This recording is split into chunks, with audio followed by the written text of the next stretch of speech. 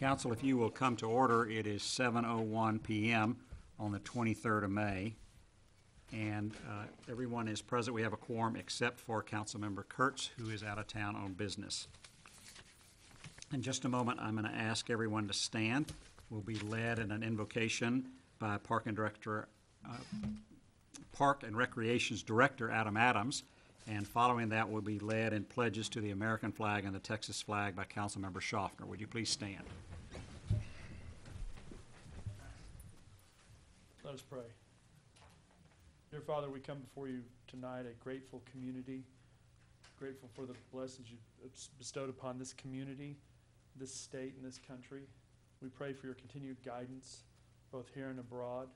And we're thankful for the generations of men and women that you have granted wisdom to help create and forge this great nation.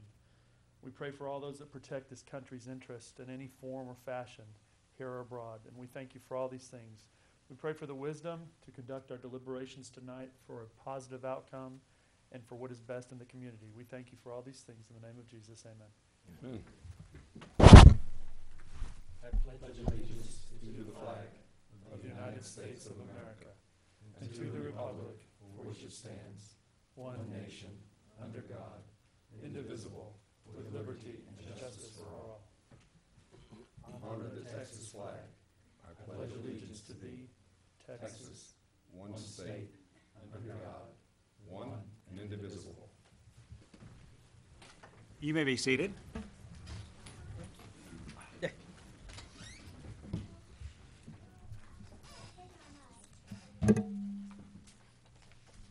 It is time for citizens' presentations. This is an opportunity for citizens to address the council on any matter, whether or not it is posted on the agenda.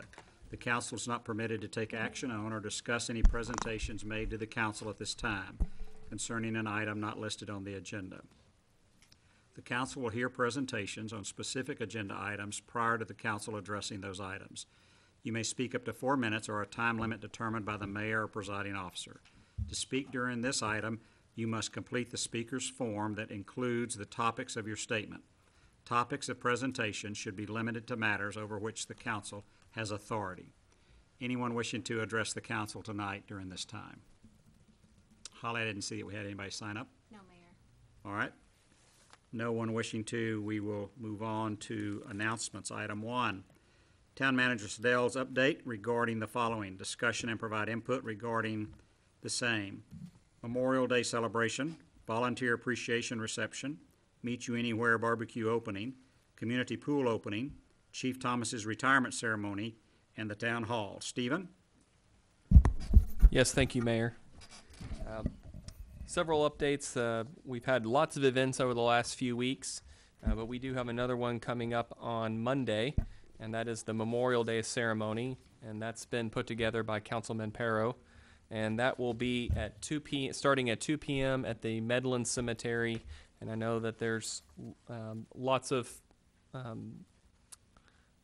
activities there that are planned, from various readings of poems and memories of combat experiences, as well as the Gettysburg Address and some taps.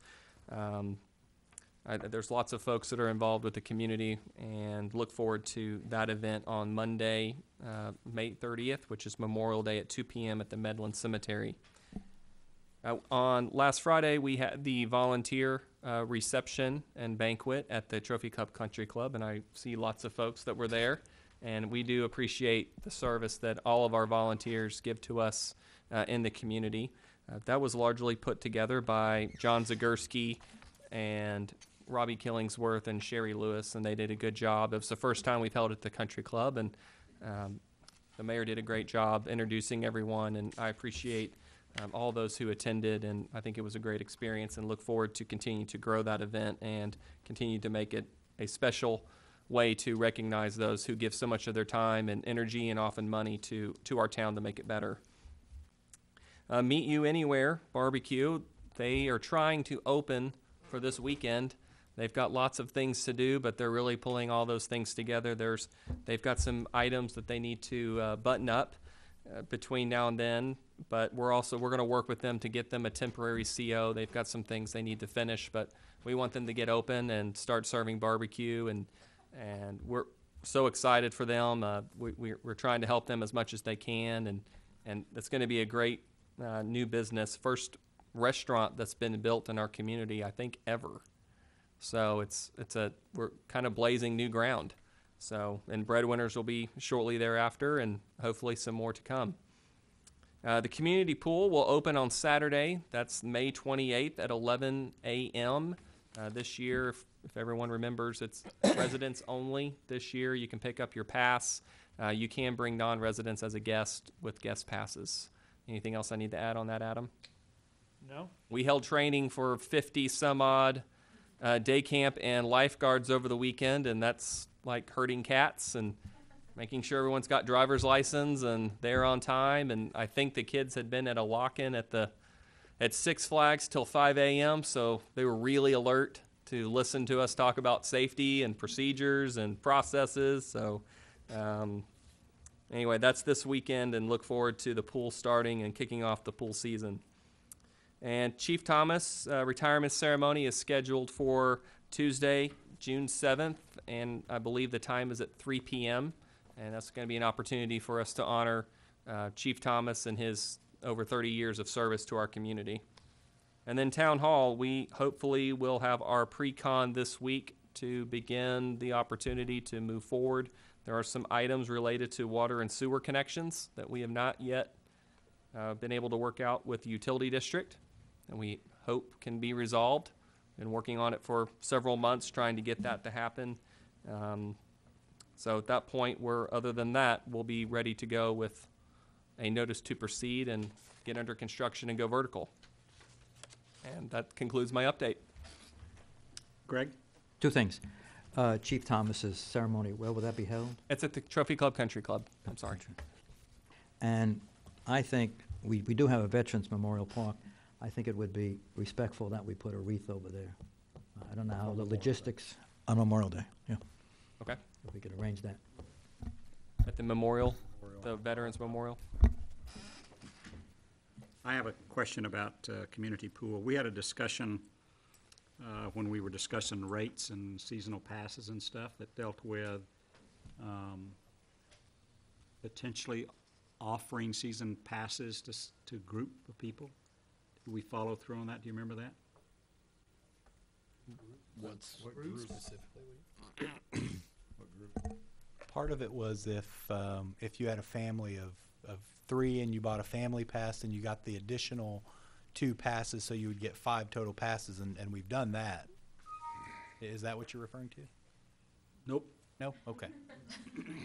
Okay, maybe my recollection is wrong. But I had a recollection that we had talked about the park board, things like that. I know what you're talking about.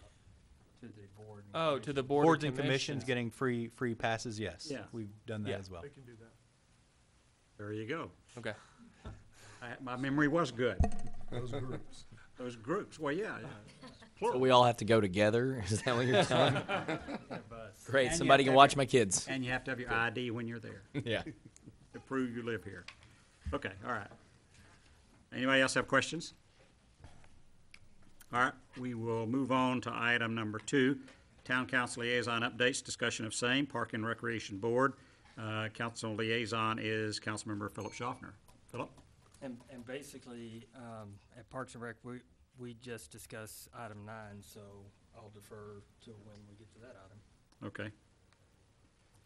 Everything else was updates. All right, very good. Consent agenda. All matters listed on the consent agenda are considered to be routine by the town council and will be enacted by one motion. There will not be a separate discussion of these items. If discussion is desired, that item will be removed from the consent agenda and will be considered separately. There are 2 items, item 3 and 4, on the consent agenda. Was anyone wishing to remove either or both of those items? Hearing none, I would entertain a motion to approve the consent agenda item 3, consider and take appropriate action regarding the minutes dated April 26, 2016, and item 4, consider and take appropriate action regarding an ordinance of the town of Trophy Club, Texas, approving a negotiated settlement between Atmos City's Steering Committee and Atmos Energy Corp., Mid-Text Division regarding the company's 2016 rate review mechanism filings, declaring existing rates to be unreasonable, adopting tariffs and reflect rate adjustments consistent with the negotiated settlement, finding the rates to be set by the settlement tariffs to be just and reasonable and in the public interest, requiring the company's ACSCs resemble the requirements of the Texas Open Meetings Act, adopting a savings clause declaring an effective date and requiring delivery of the ordinance to the company and the ASCS's legal counsel and providing an effective date. We do have Mark Mayham with Atmos with us in the audience tonight. Would someone wish to move the consent agenda? So moved. Second. I'll second. It is moved by Councilmember Reed, seconded by Councilmember Rowe. All in favor, show your hands. All opposed, same sign. It is unanimous. Mark, thank you for coming tonight. We'll get the document to you. In our regular session, item 5, consider and take appropriate action regarding a proclamation of the Town Council declaring Tuesday, May 31, 2016, as Lieutenant Colonel Norm Jaws Vucic. How close did I come? He's going to say that anyway. Day and Trophy Club, and providing an effective date. We're going to read the proclamation, and then I'll introduce you, Norm. And so I'm going to go to Councilmember Perro for reading of the proclamation and a motion. Thank you, Perro. Mr. Mayor. Before I begin, I just wanted to say, as a United States Air Force veteran and fellow airman, I am honored and privileged to read this proclamation this evening. A proclamation of the Town Council of the Town of Trophy Club, Texas, establishing the day of May 31st, 2016 as Lieutenant Colonel Norman Jaws Vucic Day in the Town of Trophy Club and providing an effective date. Whereas Lieutenant Colonel Norman Jaws Vucic was born in San Diego, California. He began his military career as a cadet at the United States Air Force Academy in Colorado Springs, Colorado, on June 24, 1992. Jaws was a member of Cadet Squadron 10, Tiger 10 Huzza, and setter for the men's volleyball team. He earned his B.S. in astronautical engineering as a minor in Japanese and was commissioned on May 29, 1996. And whereas Lieutenant Colonel Vucic attended Columbus Air Force Base, Mississippi, where he graduated number 2 in class 9808 from undergraduate pilot training. His flying assignments included 2 operational tours in the F-15E, 2 fighter training unit, instructor tours F-15E, and an operational test and evaluation tour in the F-15E as Combat Hammer.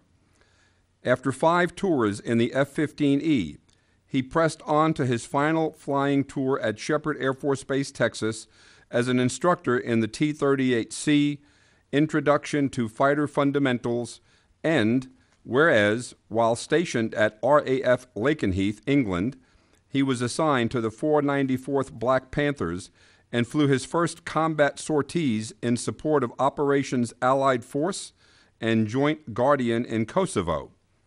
His tour was cut short by a few months to enable an ops-to-ops assignment at Seymour Johnson Air Force Base, North Carolina, with the 335th Chiefs.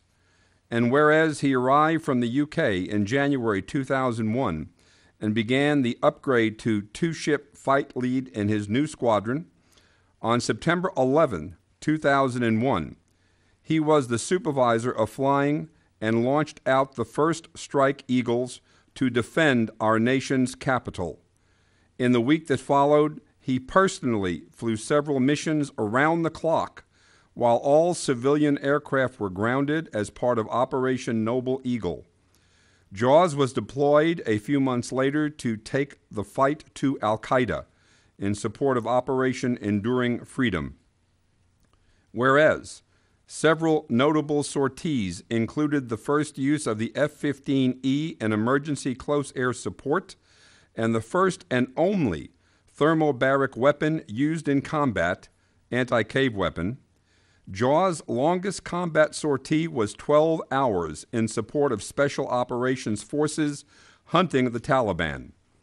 He was awarded a single sortie air medal for his role in destroying a downed MC-130P loaded with sensitive materials.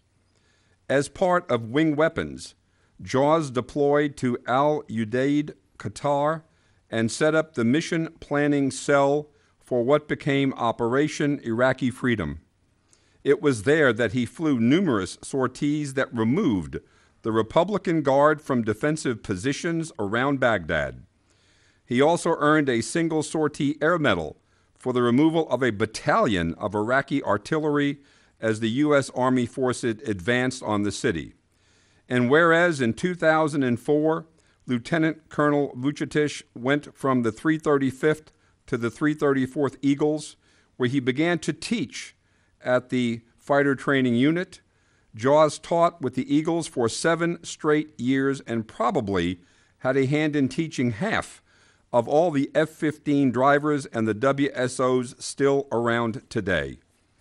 While at Combat Hammer, he was deployed as a squadron commander for the 704th Expeditionary Support Squadron and afterwards returned to Seymour Johnson Air Force Base and the Eagles.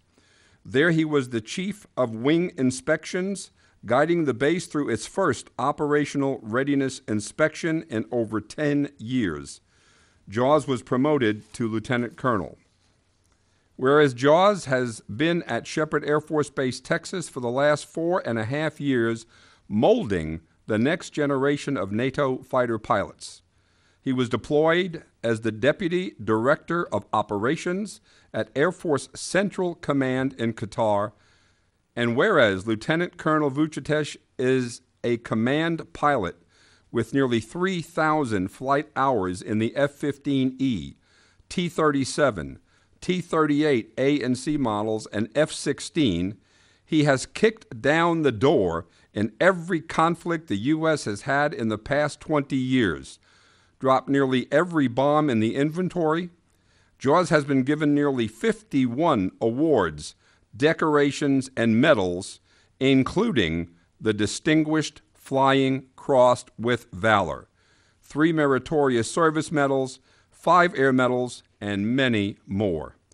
Now, therefore, I, Mayor Nick C. Sanders, in conjunction with the Town Council of the Town of Trophy Club, Texas, do hereby proclaim May 31st, 2016 as Lieutenant Colonel Norman Jaws Vucetich Day, passed and approved by the Town Council of the Town of Trophy Club, Texas, this 23rd day of May, 2016.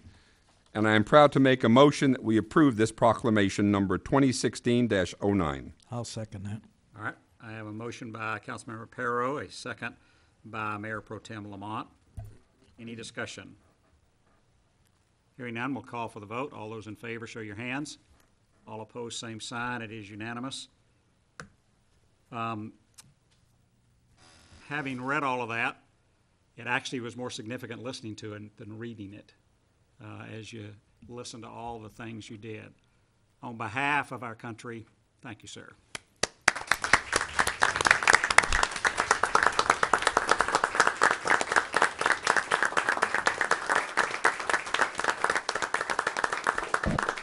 Council, if you want to come down, we have a proclamation for him, and we'll get a picture of everybody.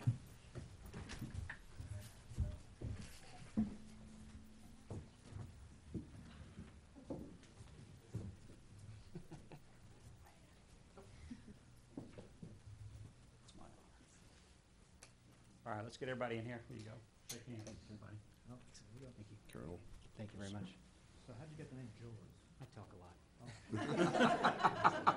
I don't think you said a word. All right. I'm calming down. 1, 2, 3. 1, 2, 3. Did you get one?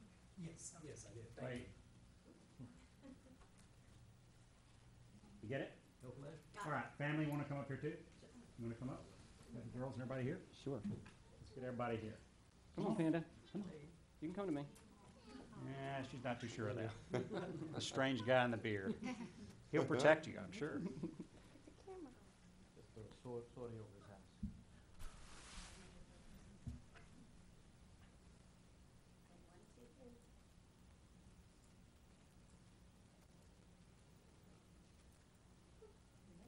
Okay, that's the one. 1, 2, 3. Thank you so much. So now you have to remember on the 31st to go out and take a picture of the sign with your name on it, You bet. right? Or I'll try to get one too. So anyway, We know it's right there at the It's close to the city, yeah. it's close to, you just have to wait however many seconds it is till it comes back around to your Oh, you name bet. or something. That'll be awesome. So We've already planned it. well, it's so great. Thank you so much for all your years of service, and No look forward to kidding. seeing you at your retirement. We're dinner. super excited to be here. All right. Thank you for coming tonight. Thank you. Yeah, Yes, it's next. Doing it next. something told me Yeah, it'll be quick. he didn't get that in because Is it past their bedtime? he didn't get the enemy. You notice how precise he is. Between 6:45 to 7. We are every bit as precise at my house with the little people as necessary. I thought he was saying 6:45 to 6:47. They only had 2 minutes. Not 15 minutes. Oh, okay. I had a request from Mayor Pro Tem Lamont to move item 9 up because there were some ladies that wanted to talk about this particular subject here tonight who maybe had children at home that they needed to get back to.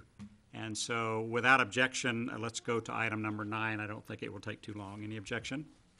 Nope. All right, so consider to take appropriate action regarding the purchase and installation of a toddler playground and shade structure for Harmony Park, discussion of same.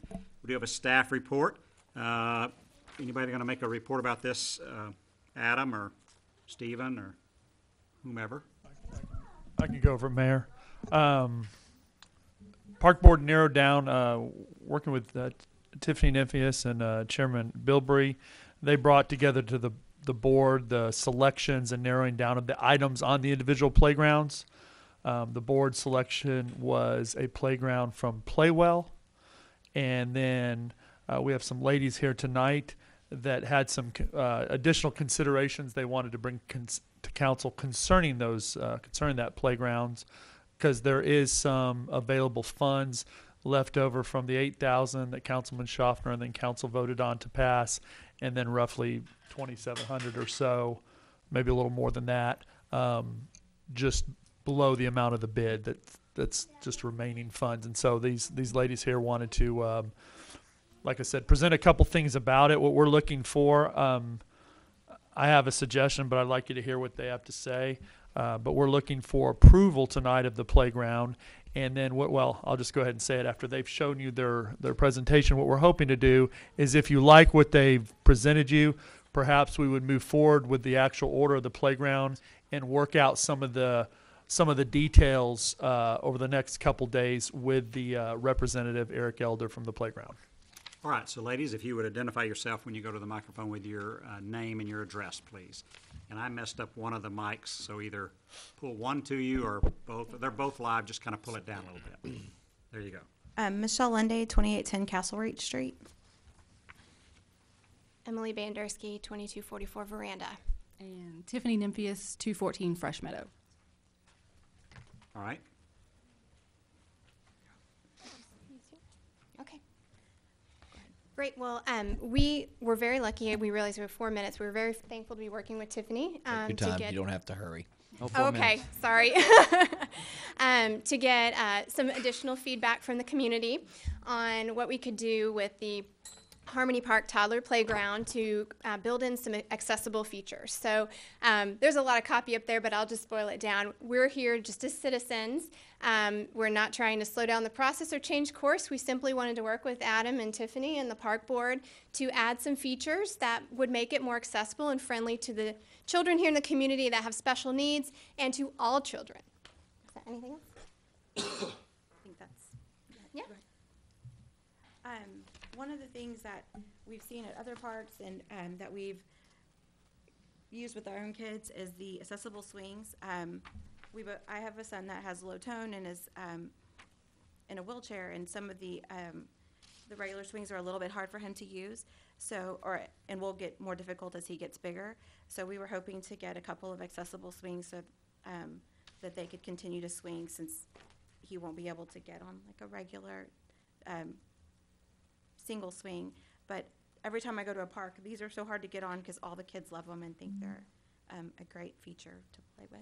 And I think that's the key, is all kids love them. My typical 5-year-old loves that swing more than my 2-year-old with special needs. So I think all children would certainly enjoy these. So we have put in the recommended budget and recommendation to replace 2 swings with 2 of these, 2 standard swings with 2 of these.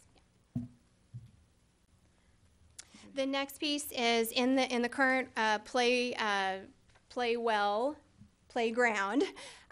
There is a rock climbing wall that is the primary mode of getting to the taller slide. There are 2 slides to get to the taller slide. We would recommend have steps similar to what you see on the top. That's the one piece that we did not include in the budget, which you know, because we were unsure of what that change would be to replace the rock climber with the steps. So that would be our recommendation.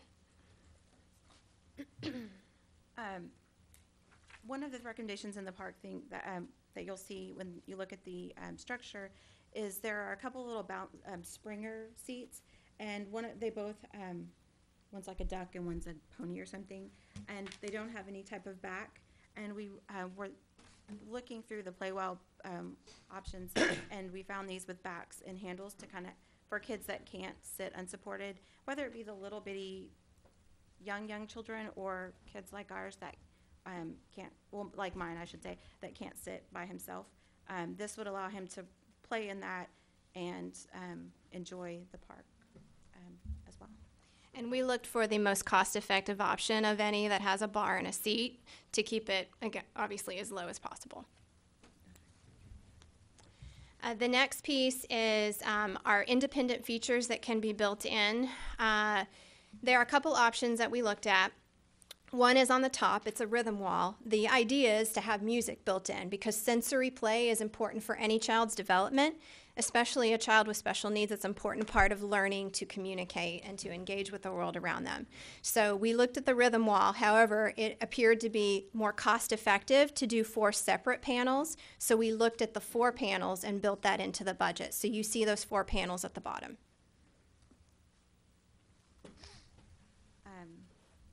So to recap what we've talked with Adam about and is replacing 2 of the standard swings with 2 accessible swings, to replace stairs to the tallest slides with instead of the rock climbing wall, to change out one of the Springer animals to an accessible Springer, and then have some low to the ground musical sensory walls so that so they can play and they can get to it, because some of the parks, they're a little bit higher and the younger kids can't get there. So we realize there are things that we can't have, and we just, want to thank you for the opportunity to talk about this current park. We would hope that maybe in the future we could have some input into future park plans to build in accessibility from the ground floor, so to speak. So that's our summary, and we did our best to go through the budget. Adam and Tiffany helped us to make sure that we had the right numbers in there. And our goal is to keep it in with the existing budget. We're not asking for more budget. We just want to figure out a way to make it more accessible. Thank you. Tiffany, do you have anything you want to say? I don't, but regarding future parks, one thing that we have talked about was, I know that the town budget's going to be capped at a certain point, but one thing that we have talked about is fundraising for adding to that budget so that we can include more special needs type equipment that could benefit all kids. So just when you start planning for budgets, please keep that in the back of your mind that the town will come together to help increase that cost. All right, thank you. Adam, did the rhythm walls require electricity, even though they talked about music? No, they don't. Okay, thank you. Councilmember Perro and anybody else? I just had one quick question. About 2 weeks ago, I saw a posting on Facebook, and there was an accessible swing on there that I've never seen before that looked similar to this, except it had a frame that went around the front of it, and the mother actually sat directly opposite the child. Right. And that's called a Caroline swing, and they're kind of expensive. So I think we're just trying to take small steps right now. Okay, well, I just saw that, and it Yeah, was it's just, I very- sat there and showed it to my wife. Now, of course, I'm too old to have children right now, but or grandkids. That my granddaughter hasn't got married yet. But it was just amazing to see that design, and I've never seen it my entire life until just a few weeks ago. And it's actually not an accessible swing in the sense for special needs world, because it's the typical baby seat that little kids would get in. So I know, like, for my son, who's 2.5, he'll outgrow that. Well, I can't get him in the little swings anymore because he's too big. But they're very cool. I know a lot of parents would love those because you can look at them and not have to, you can enjoy mutually. But yeah. Thank you. All right. Philip, did you have a question? So this is more for Adam, is this budget accurate then? That Yes. have 286 left, is it? Actually, we had 80,000 with the additional 8,000, and to be more accurate, because we were using the 2010 GO bonds, the 15,000. It's got some interest, so it would actually be $80,362, which is available. A little more. I have excuse me. I have a question about the proposal to add some stairs to make it easier to get to that larger double slide there. My recommendation would be, since this is intended to be a toddler playground, if you guys will notice on the other side near the smaller slide where there's those little sort of faux, like the 3 little things you climb on, like the faux ladder thing, no toddler is going to use that. My nearly 4-year-old crazy gymnastics girl barely navigates those. So if we're going to add stairs, my recommendation would be add stairs to make that slide more accessible, like Michelle was saying, but then whatever you take out, move it over there in lieu of that. Because those to me are actually, as a parent of a 16-month-old, that makes it harder for me to use this playground for her. Garrett? So I'm just clarifying what Ryland's saying, because I think I agree with you. This little thing right here.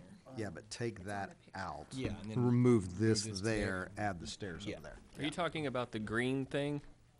So if you go, Yeah. You know what I'm talking, like the look like Yeah. footprint It's like things? a little ladder Picture. thing. Yeah, yeah. My son William- doesn't. He can't do yeah, any. go back to the. Oh. Do you have the overall picture of it? Yeah, I see what you're saying. Oh, you're talking about that green. So you want a separate entry point from those So you alternating leave No, ladder that- type things? No, I'm just saying whatever you do to make the slide work better, Yeah, that green.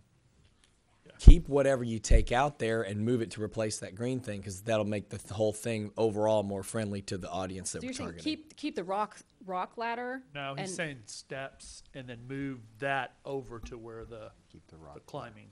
Okay, so essentially the same thing. You want the rock thing, but you also want the steps to replace that green Right, sidestep because thing. toddler can climb the rocks with help, but there's no toddler that's going to do that. Okay. Does that seem okay, ladies? Yes.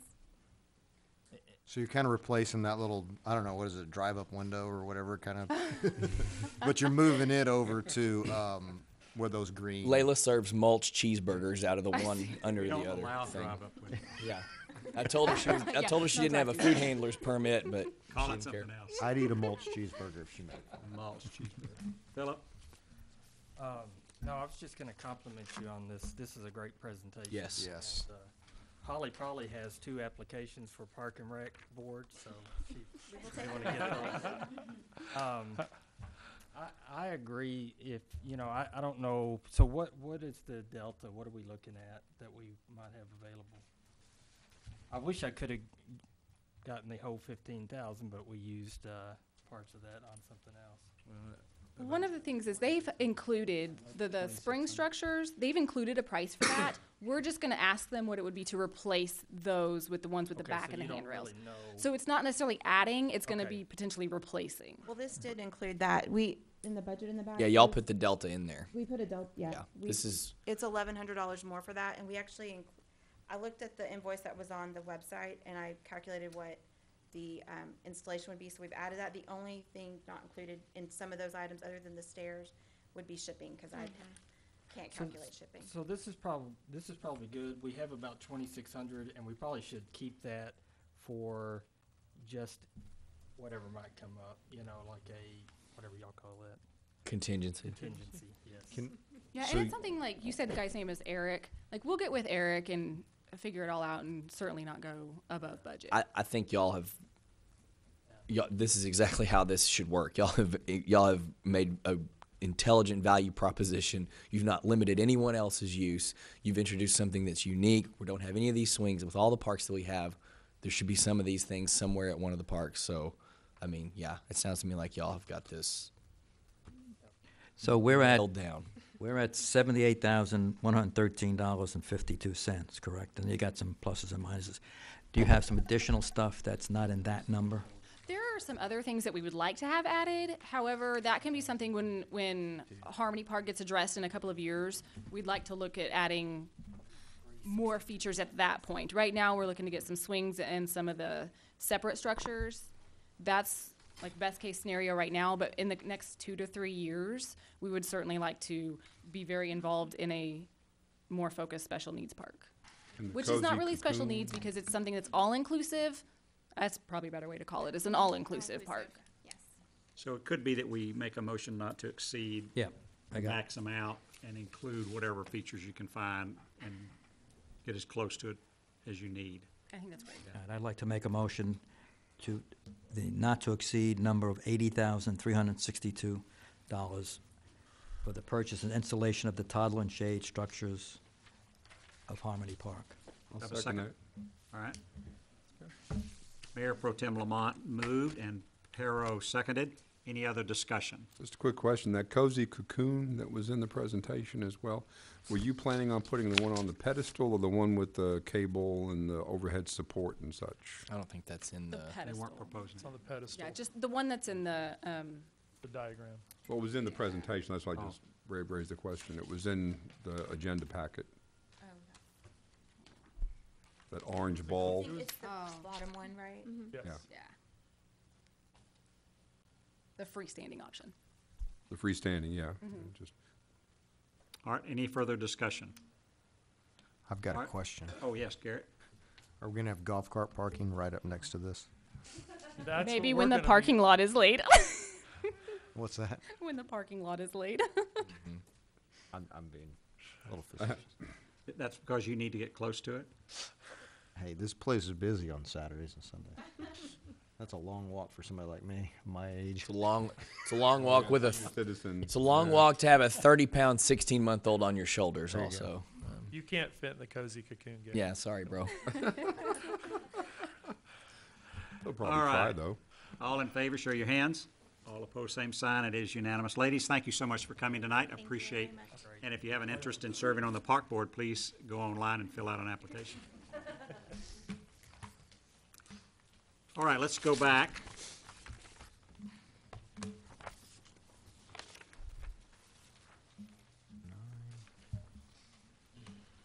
Item 6, receive an update from the Stars and Stripes regarding the upcoming 4th of July parade and discussion of same. Kelly, are you going to do the presentation?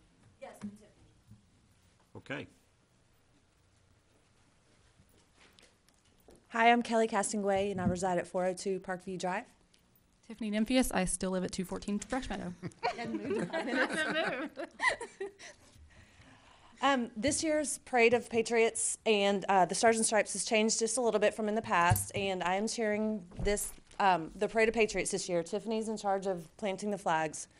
So, and then also we have Mindy Bone, and Nicole Arata, and other, Sherry Lewis with the town in attendance with us tonight. So we have 3 dignitaries confirmed, which are Denton County State Rep Tan Parker, Tarrant County State Rep Giovanni Caprolini, and Denton Commissioner Andy Eads. Our Grand Marshal this year is going to be Casey Brashear, and she's still an active lieutenant colonel in the Army. We have confirmed the marching band, and it's going to be the pipe band again this year. Let's see, all of you except for Councilmember Perro have agreed to sign or join us this year, so thank you very much. And we are working to secure cars for each of you and up to 3 members of your families to ride with you. I will be out of town, that's why I'm yes, not here. yes. Just to be clear. Yeah, he's also on the committee, I'm sorry. Let's see. We have so far 13 float participants, with the verbal participant on the horses from Marshall Creek Ranch joining us. And let's see. The Big Deuce is not going to be participating this year. However, we have secured a trailer for our veterans. So we're excited about that. And we are still waiting to hear back from the Roanoke VFW. So, and then I'm going to pass this on to Tiffany for the planting of the flags. So far, planting of the flags is good. We've got like probably 98% of the routes covered. We've got a lot of new streets participating this year. We're planning on ordering flags on June 6th so that they're here in time. We're going to have a hot dog social on June 24th to deliver the flags. We're actually going to have it at Harmony Park this year where families can come and hang out. We're going to have a good time. It'll be very family friendly. So there'll be golf cart parking? Yes, but you'll have to take a space.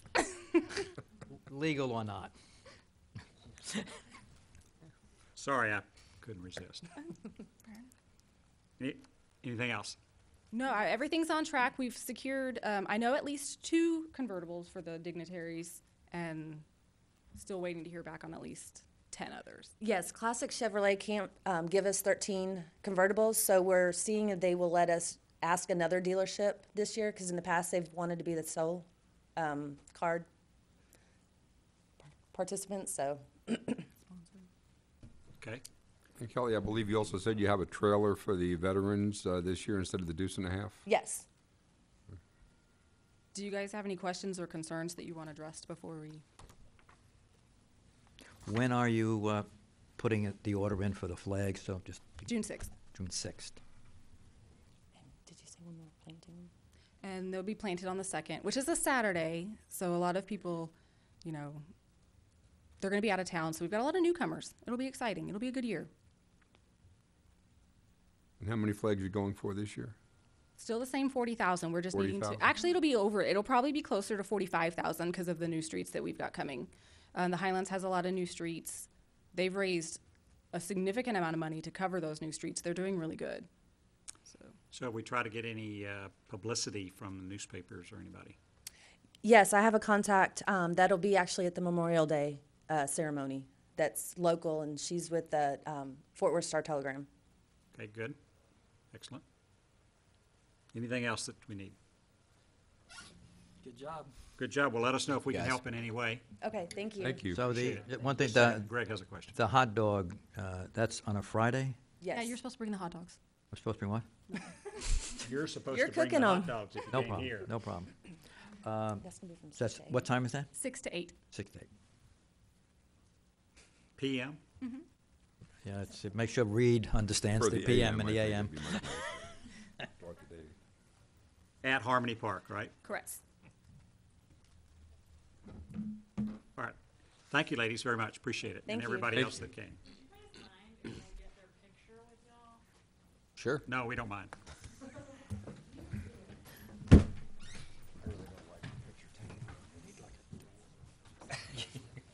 You're designing the new kayaks. It was in the 35,000 you cut.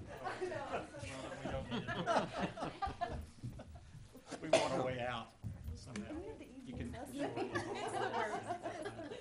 we supposed to stand? We're supposed to scoot in with them? Jerry, get in here. Yeah, Jerry, sure. You got it. All right, 1, 2, 3. You got a good hair. I know. There you go.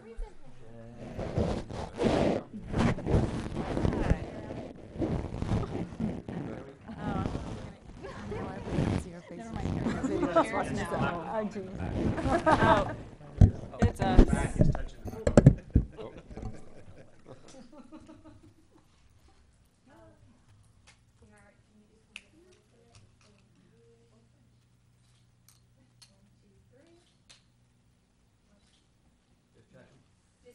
One of those got to work.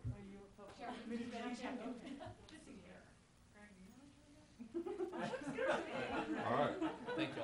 Now, he'll say one more. I gotta get one more. Yeah, yeah. Yeah, 1, 2, 3, and then 2 seconds later he takes it.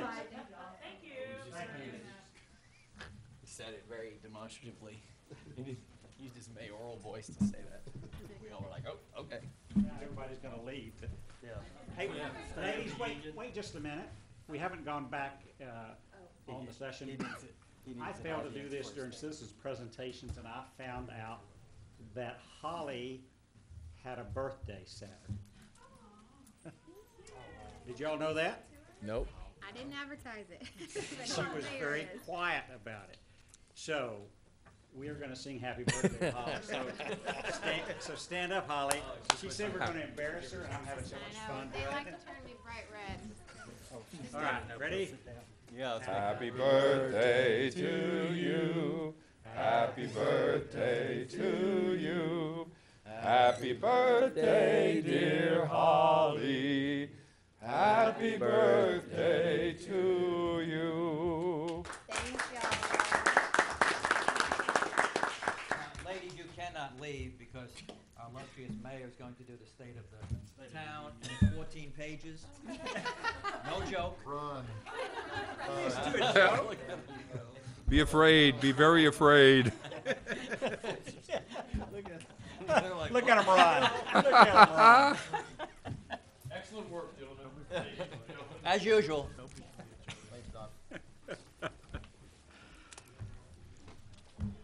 Yeah.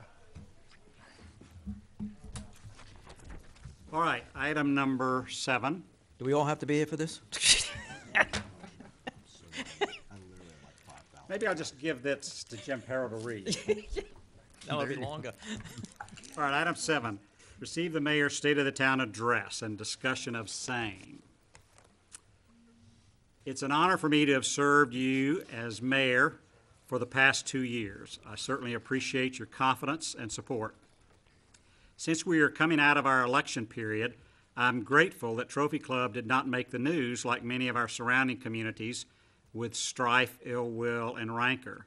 Just suppose our race ran smoothly and for place 6, held by Philip Schaffner without an opponent, and Greg Lamont, who holds place 5, being reelected with almost 69% of the vote.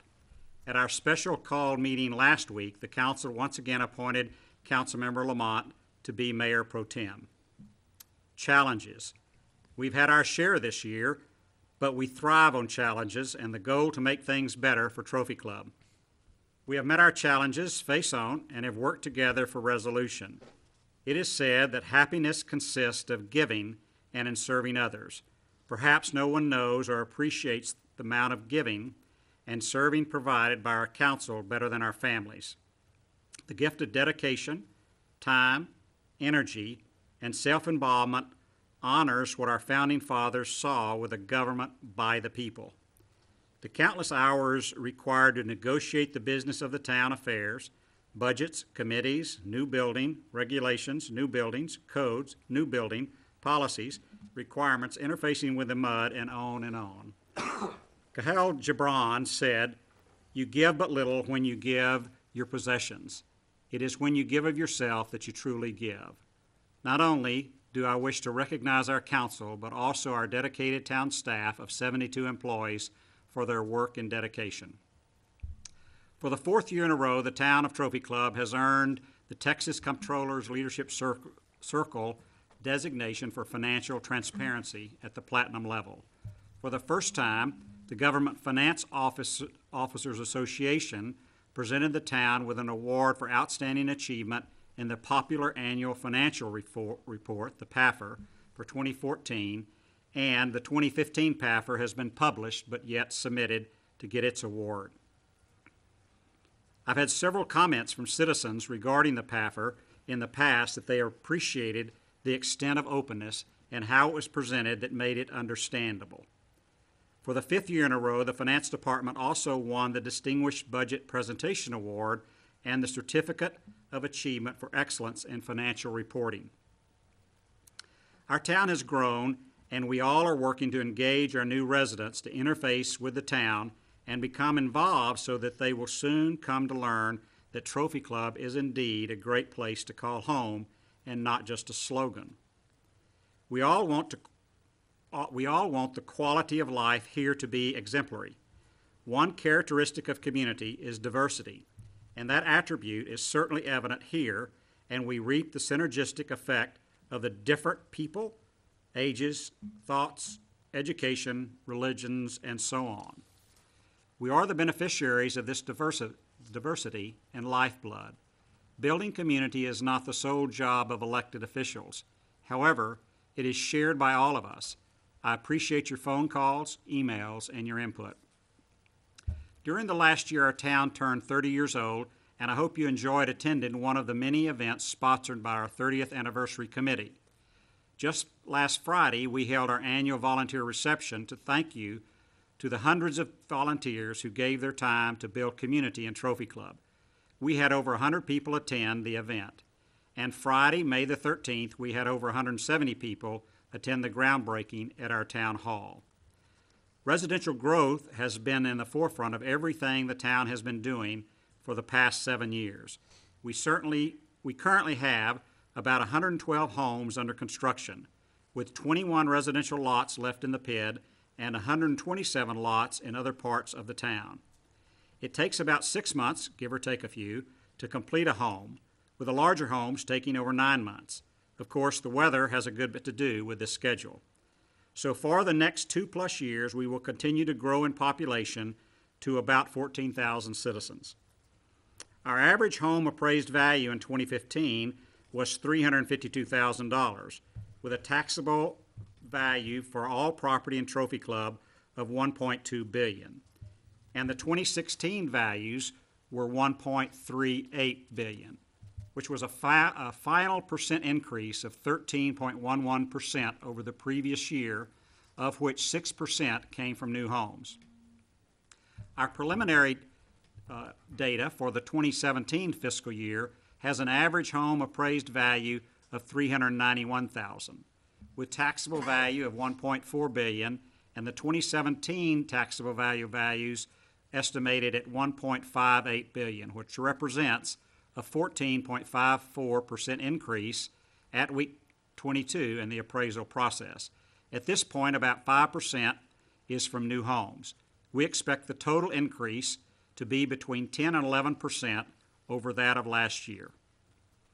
We received our fiscal year 2015 audit report and the fiscal year 2015, and in 2014 we once again received what is called an unmodified opinion with no significant deficiencies. The town refunded the 2007 general obligation bonds and realized interest savings in the amount of $218,000.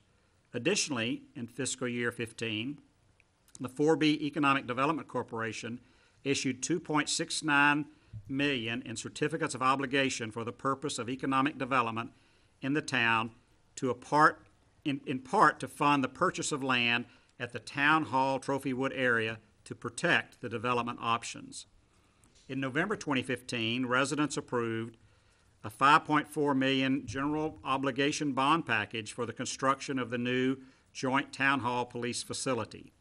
In December 2015, the town refunded the Trophy Club Public Improvement District No. 1 PID bonds, which will help residents of the PID realize over $16.4 million in savings over the life of the debt. We recently issued $5.2 million GO bond and $4.2 million CO bond for the new Town Hall building, which included $2.025 million for streets and drainage projects. And because of our outstanding financial condition, we received a great interest rate, which ended up saving almost $1 million in interest over what was estimated. By this time next year, both the Holiday Inn and Homewood Suites should be open, along with the new Breadwinners and Meet You Anywhere restaurants. And we should see initial development of Plan Development 30, which is the 26 acres located at Highway 114 and Trophy Club Drive. The developer of this land submitted a request for rezoning, which was approved, modifying the development. There was a reduction in the multifamily housing, addition of more condominiums, and addition of a row of brownstones along Trophy Club Drive. In addition, the overall height of the major buildings were reduced by 1 story. The plan still allows for a hotel and commercial pad sites. There's been additional retail space constructed in town, including a medical office building that has been added across from the high school and Medlin Middle School. Capital improvements for street reconstruction and drainage were budgeted for in 2015 to include $2.8 million for Indian Creek, Pin Oak, Timberline, and in 2016 fiscal year, we had $3 million for the completion of Pin Oak, Timberline, added Pebble Beach, and drainage on Cypress Court and Broadway Creek. On May the 7th, 2016, Trophy Club voters approved a local option petition with an approval of 76%. This would allow the legal sale of alcohol beverage, including mixed beverages, allowing Trophy Club residents to begin sales of alcohol for on-premises consumption at a maximum of 75% of gross receipts coming from said alcohol sales, with a further allowance for 100% sales should the town approve such sales. However, Trophy Club's current regulation caps of gross receipts at 50% with no provisions for standalone bars or taverns. Therefore, given the passage of the local option election, staff will be bringing forward potential amendments to the town's alcoholic beverage regulations at a council meeting sometime this summer. We anticipate that the potential amendments will include additional special use permit provisions for allowing the higher percentage alcohol sales on a case-by-case basis. The town continues to receive recognition for services we provide along with our choice of lifestyle. The Business Insider magazine ranked us 36th in the United States among suburbs across the United States, and the Dallas Morning News ranked us the 5th best neighborhood in DFW in 2015. It is our long and deep history of volunteerism that we as a town found a community where we experience quality of life and appreciation of those aspects. We recently announced the Youth and Adult Citizens of the Year. The youth recognized was Scott Hopes, and the adult was Kelly Castaway. I'd be amiss if I didn't express the appreciation of council toward our staff. Since hiring Stephen Seidel as our town manager, we've been striving together to help build a management team that is second to none. Stephen is to be congratulated in his efforts to begin building his team of quality and dedicated employees. Stephen Glickman, assistant town manager, with his staff, Amber Karkakis, John Zergoski, and April Ezell, provide accurate and timely financial data under the watchful eye of Councilmember Schaffner, who spends many hours researching. Pat Cook, Community Development Director, and Rod Ruthven, our town planner, along with permitting Ron Powell, code enforcement Thad Johnson, and building inspections Tommy Uzi, have provided excellence in everything they do. And Al Hilton, our street superintendents, maybe has the hardest job in town given all the road construction we have been doing over the past few years. Having extremely skilled and experienced people in this area has proven over and over again to ensure quality development in town. Police Chief Patrick Arata has surely raised the bar for making our police force is well-trained and able to secure our safety. His knowledge of the law, management skills, and ability to relate to our citizens is exceptional. Maybe the most obvious area to our citizens, it's Parks and Recreation staff. Adam Adams and his staff, Tony Jaramillo, Jacob Loshi, and Sherry Lewis, help keep things beautiful, well-maintained, and well-run. We added Carmel Fritz as our Human Resources Director this year, and she joined our team and has already provided great work for us. We now have new personnel policy manuals, and she's brought us into the 21st century of our hiring practices. Holly Frimbris, City Secretary, with Shannon Montgomery and Town Attorney Patricia Adams, accomplished something this year that we've never had: the codification of our ordinances and implementation of a records management system that should be appreciated by our citizens and vendors as they need access to our records. Holly received her City Secretary certification and has provided professionalism to our staff and to the council. Working behind the scenes, Mike Pastor, IT Director, and Steve Zurvik, I probably mispronounced that, Network Specialist, made sure all our technology worked as designed and needed. Robbie Killingsworth, Admin Assistant, Terry Neal, who is our new Court Clerk, round out our office staff of professional and hardworking employees. Thanks to all of you. For those of you who do not know, Town Attorney Patricia Adams, who has been with us for 13 years, will be leaving at the end of the month, and we wish her well in the future and express our gratitude for the many years of putting Trophy Club first. Now looking to the future.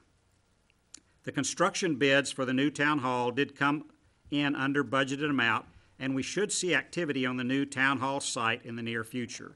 The council will be considering some of these items that were removed from our bid specifications in the future as we get past some of the major construction efforts and feel comfortable with being able to stay within the budget and amount approved by our citizens. 2 years ago, when I was reelected mayor after serving 2 terms as mayor in 2005 to 2009 and 3 years on the MUD board, I was very optimistic about the relationship between the MUD and the town. I had been instrumental in negotiating a 99-year agreement between the MUD and the town for water and wastewater service, and it seemed like the stage was set to improve relations between the two governmental entities. Today, the two governments face another critical operational issue. That is, how is the management of the fire department with fire and EMS services to be accomplished, and is the overall responsibility placed with the town or the MUD? For many, this is a financial issue which has been debated for as long as I've lived in town, some 20-plus years. For many, it is an operational issue that affects efficiencies and therefore causes the operation and supervision of the town to be complicated and incomplete. The question of the day should be, should the Trophy Club Fire Department report to a single manager? I think everyone in both entities agrees the answer is yes. Where some disagree is to which entity should have the control. The fire department is a major part of all aspects of the town's safety: emergency management, building inspection, business inspections, fire prevention, firefighting, EMS, special event coverage, and support of law enforcement operations. All of these functions are operated and controlled by the town components except for firefighting. In my opinion, if the fire department was under one roof, the town, it means open and clear direction and coordination through all operations can be accomplished and managed efficiently. Some weeks ago, the town council presented to the MUD board a proposed interlocal agreement with this design. Since that time, the MUD board provided direction to the MUD manager to investigate an arrangement that was just the opposite. One MUD director has proposed that the town purchase the fire station or take over the debt, assume the lease of the newest fire truck, along with reimburse the MUD cash assets that were put into the construction of the fire department. I'm sure there are many fine details that would have to be agreed upon by everyone. Maybe our most difficult task is to go through this decision as a unified body with an open mind and willingness to compromise as opposed to just do it my way.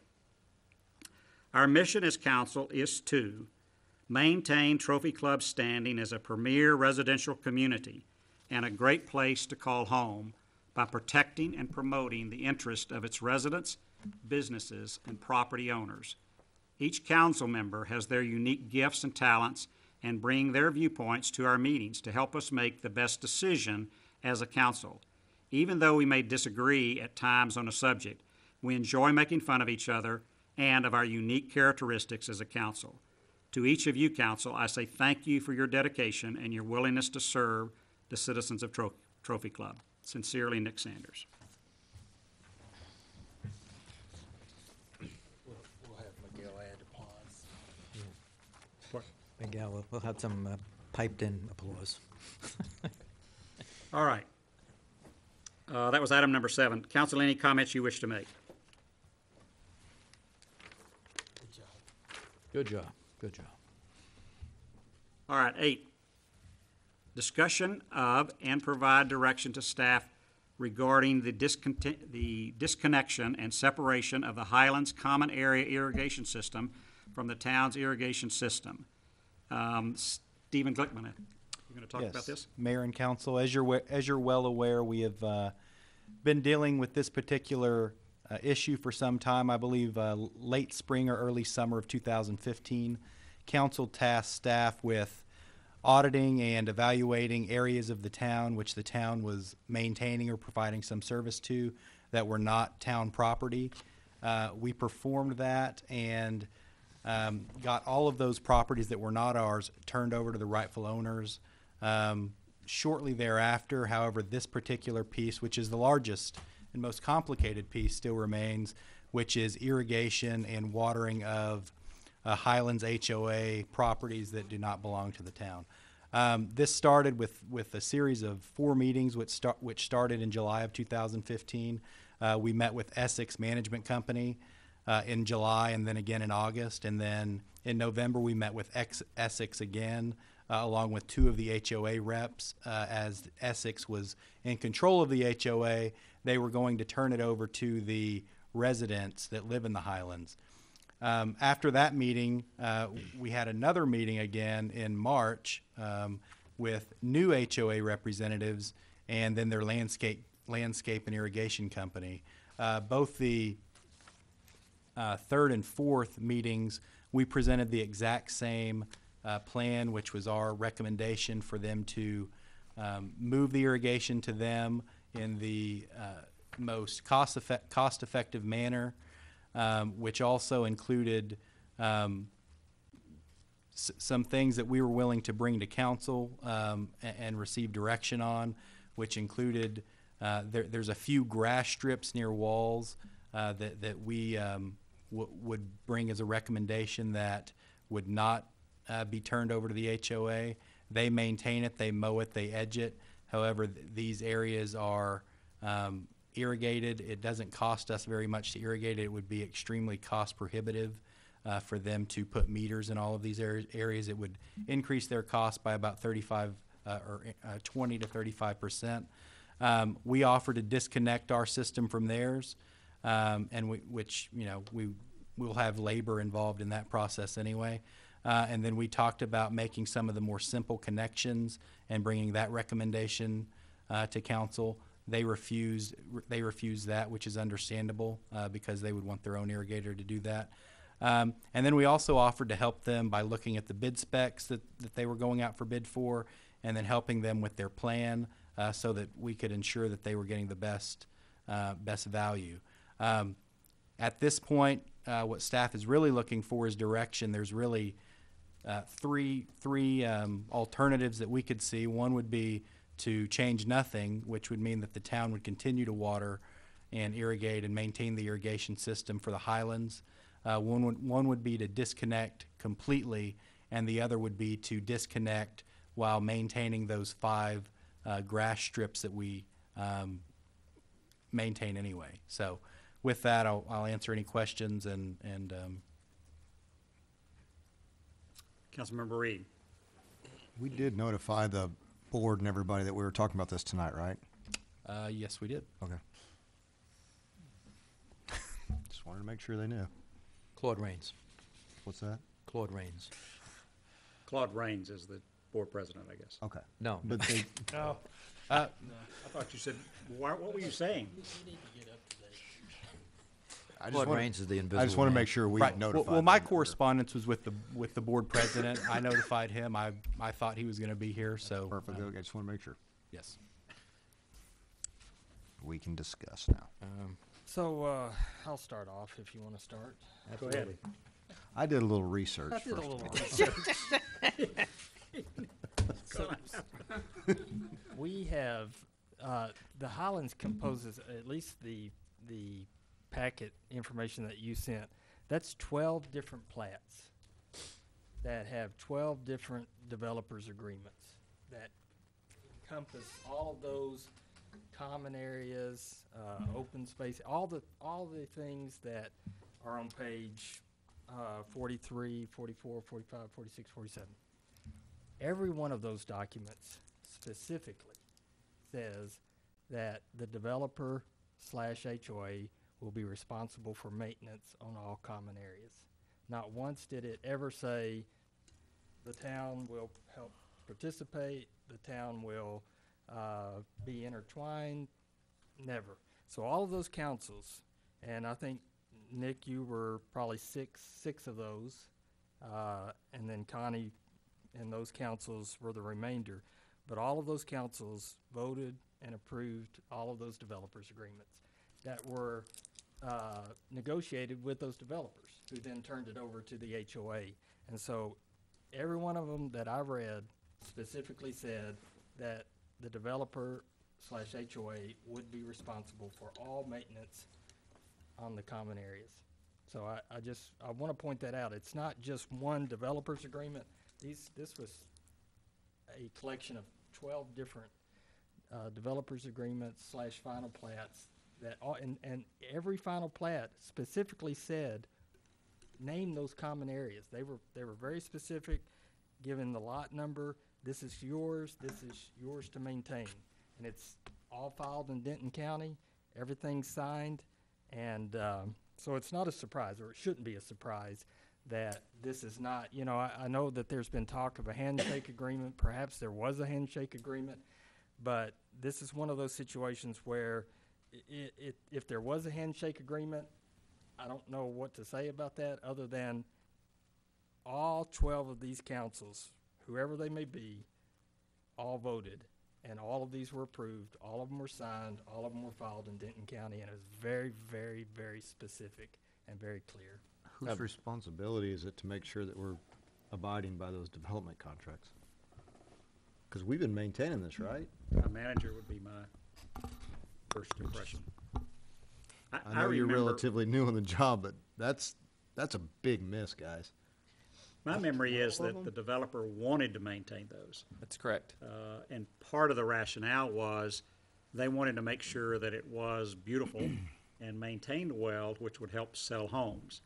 And I was told that it was part of the arrangement with the builders to do that. So the builders were insisting that it looked good and not necessarily have to depend on the town to come mow or deal with the water. So I think that was demanded by the developer. As far as I'm concerned, that was the appropriate thing to do, is them to maintain it till he's finished. So I have a Ronan? question, because what we've been talking about since last February is really just a few neighborhood monuments and some grass strips and things of that nature. Is that what's in the developers agreements, Philip, or is the scope of what you're talking about something else? Like, because to me, we've just went in and looked at what parcels the HOA or the developer still own, but I don't know how many of those qualify as open space. So what you found, were there other things that extend beyond even the scope of this, that those agreements say that the HOA should be maintaining? There are obviously open space lots that we don't probably have water and we don't have infrastructure in. Right. So there are things that beyond even what we're talking about that they've agreed to maintain. But certainly everything that we have in our packet that show our infrastructure or our assets being used were clearly defined in developers agreement and on final plats to be their responsibility, not our responsibility. It was very, very clear to the detail of lot 1A and lot so-and-so on block E. I mean, and it was specified in the notes on the front page where everybody signed on the plat, the final plat. And then also specified in the developers agreement later on that all of these open common areas and open spaces would be maintained by the developer, which then I assume the developer passes it on to the HOA. Which passing on to the HOA has just happened. Right. Yeah. It'd be helpful for me, since I'm a visual person, and because getting into this the whole way we got into this was looking at maps and looking at things, going, oh, look over there, look over there. I'm not aware of spaces you're talking about that at least say that they're owned by the HOA. So do we have a problem of those? There were parcels that were handed over to the town in ownership that shouldn't have been, or are they owned by the town but still maintained per this developers agreement? I don't think there's anything in the developers agreement or the plats that show they maintain something we own. Like, for example, there's a property that probably hasn't been turned over to us, which would be between the quorum and that first house, which I would assume we maintain, but it shows ownership of the HOA. Nowhere could I find where they assume that or they maintain that even though they own it.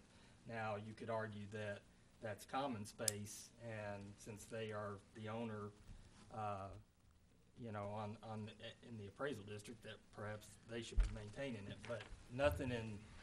To me, it would actually go the other direction, because the plat, I'm sorry, but I got to get my head around this. The plat would make specific reference to the physical space, because it would have a map and it would have a name or a number on the plat, right? So, for example, if you go all the way up at the very end of the trail on the northeast side, where you go into Trophy Club Park, it's Macquarie Street that runs along the north. There's two lots along the street there where there's a trail. The trail's paved onto our trail, but those lots look to me like they would be open space lots in a plat, but they are owned by the town Trophy Club. Right.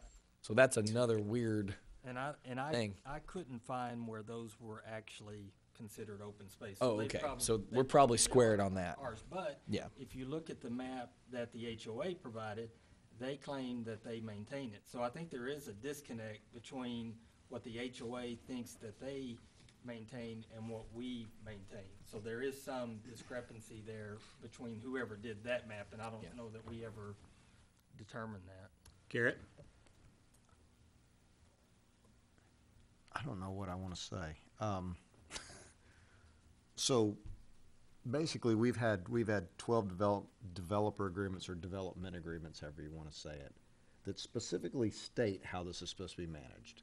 That's what you're saying. Yes. But yet we've spent a ton of Stephen's time. I mean, I'm going to just shut up. This sounds like it's right there in the agreement. Who's supposed to have the stuff? I mean, it's spelled out. Philip found it. Why? Adam, did you? I mean. No, we knew all along. It was a town manager's decision it was town manager Emmons back then that made it, where we were maintaining, even though there was nothing in writing that gave us the authority to do so, our irrigation system, and originally they wanted to do the maintenance of the HOA as well. We got out of that, and that was all on handshakes. But yeah, that came from the town manager at the time. So you did know all along that we had this written in the development agreements, but No, I had nothing to do with the development agreements. That's more. But here's the problem, and I understand what you're saying, and I understand what you're saying, but not all of these agreements came about when Brandon was here. There's one December 10th, 2012, January 23rd, 2012, May 21st, 2012, June 4th, 2012. So these again specify that the developer will be responsible for that maintenance.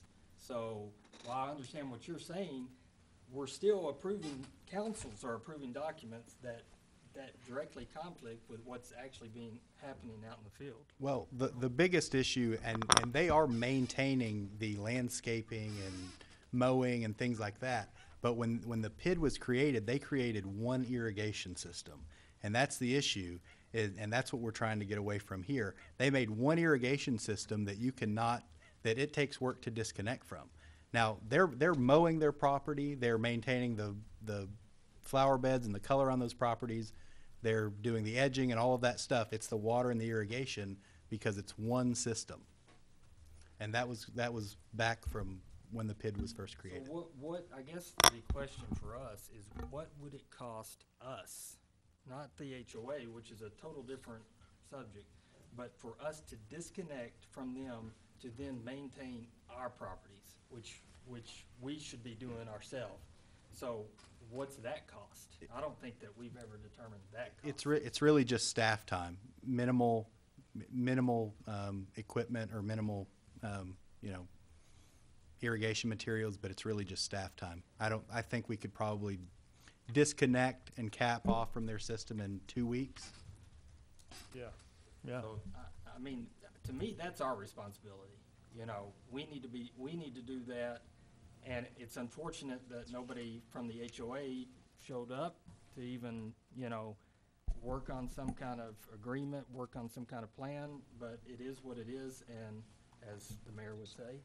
And I think our responsibility is to disconnect or to reconnect perhaps, or get whatever we have to do to maintain our assets. So I have, We're prepared to maintain our assets. We do that currently, as Stephen Glickman mentioned. It's about the water system that was implemented, and there's been lots of discussion out there regarding the ponds and how that happened. The irrigation system is a freshwater system, was always designed as a freshwater system. Mm-hmm. The ponds that are located along the linear trail to the north, those came almost, I think the trail was already put in maybe. It was fairly close, and the developer needed some fill dirt for another development, and those were never engineered. The wells were never engineered. The power was never engineered. Even the trail system was really never engineered, which has caused issues over the years. And so when the ponds are hooked up to the irrigation system, you get dirty water into the system, which clogs heads. It causes problems.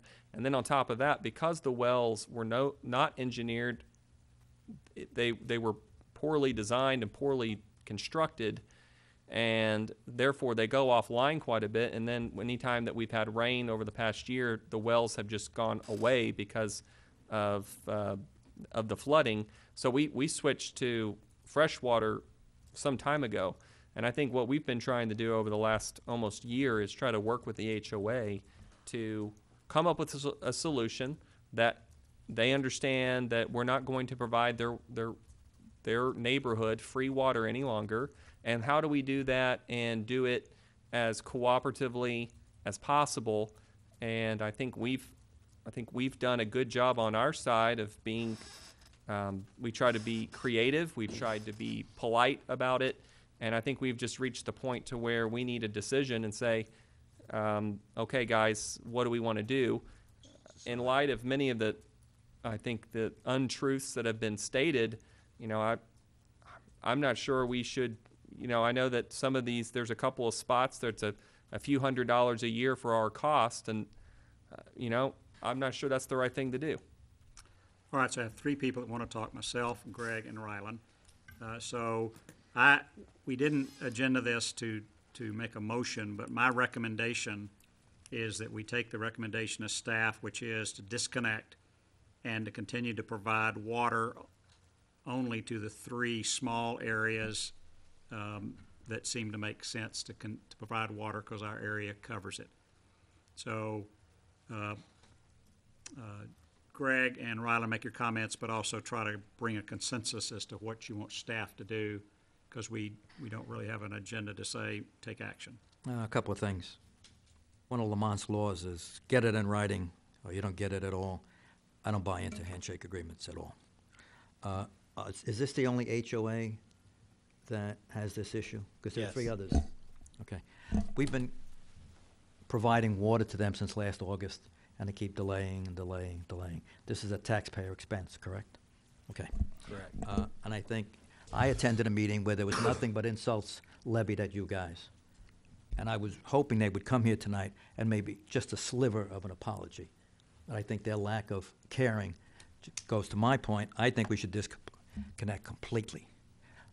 Because here's the problem.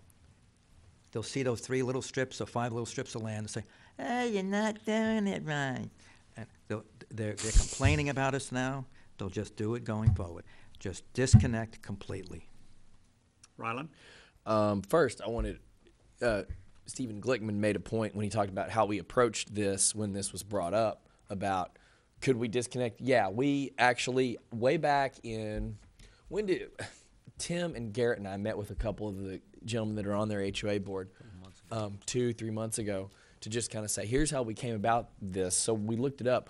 We first talked about this as a council on February 10th of last year. So it predates everything. It predates... You're talking 2015? Yes. It predates floods. It predates anything that had anything to do with ponds. And that was one thing that we tried to impress was This doesn't have anything to do with a pump that got flooded. The ponds belong to the town. The water in the ponds belong to the town. The irrigation system belongs to the town, et cetera, et cetera. We don't want to be punitive. We just want to make sure that everybody's maintaining what they own. And here we are in May, 15 months later, and I see a Word document that's talking about the damn ponds. And it's really frustrating that I don't have anyone here tonight that I can ask, please explain to me, why is it you don't understand how this began and what the reason for this actually is? And, you know, I've said from the get-go to everyone that I've talked to about this is that an arrangement, like Greg said, that's a handshake deal, it takes two hands to make a handshake, and mistakes are made on both sides, and I don't want to be punitive. And I thought that Mr. Glickman's idea of doing this would help to sort of ease the pain a little bit. And you can see why the developer didn't want to do this. It was a pain in the butt to separate and meter for something this small. You know, with all the land that they gave over to the town, you would have think somebody would have said, "Hey, let's do this 300 square foot of grass and give it to the town," and we wouldn't be talking about half of this equation. So that's frustrating to me as well.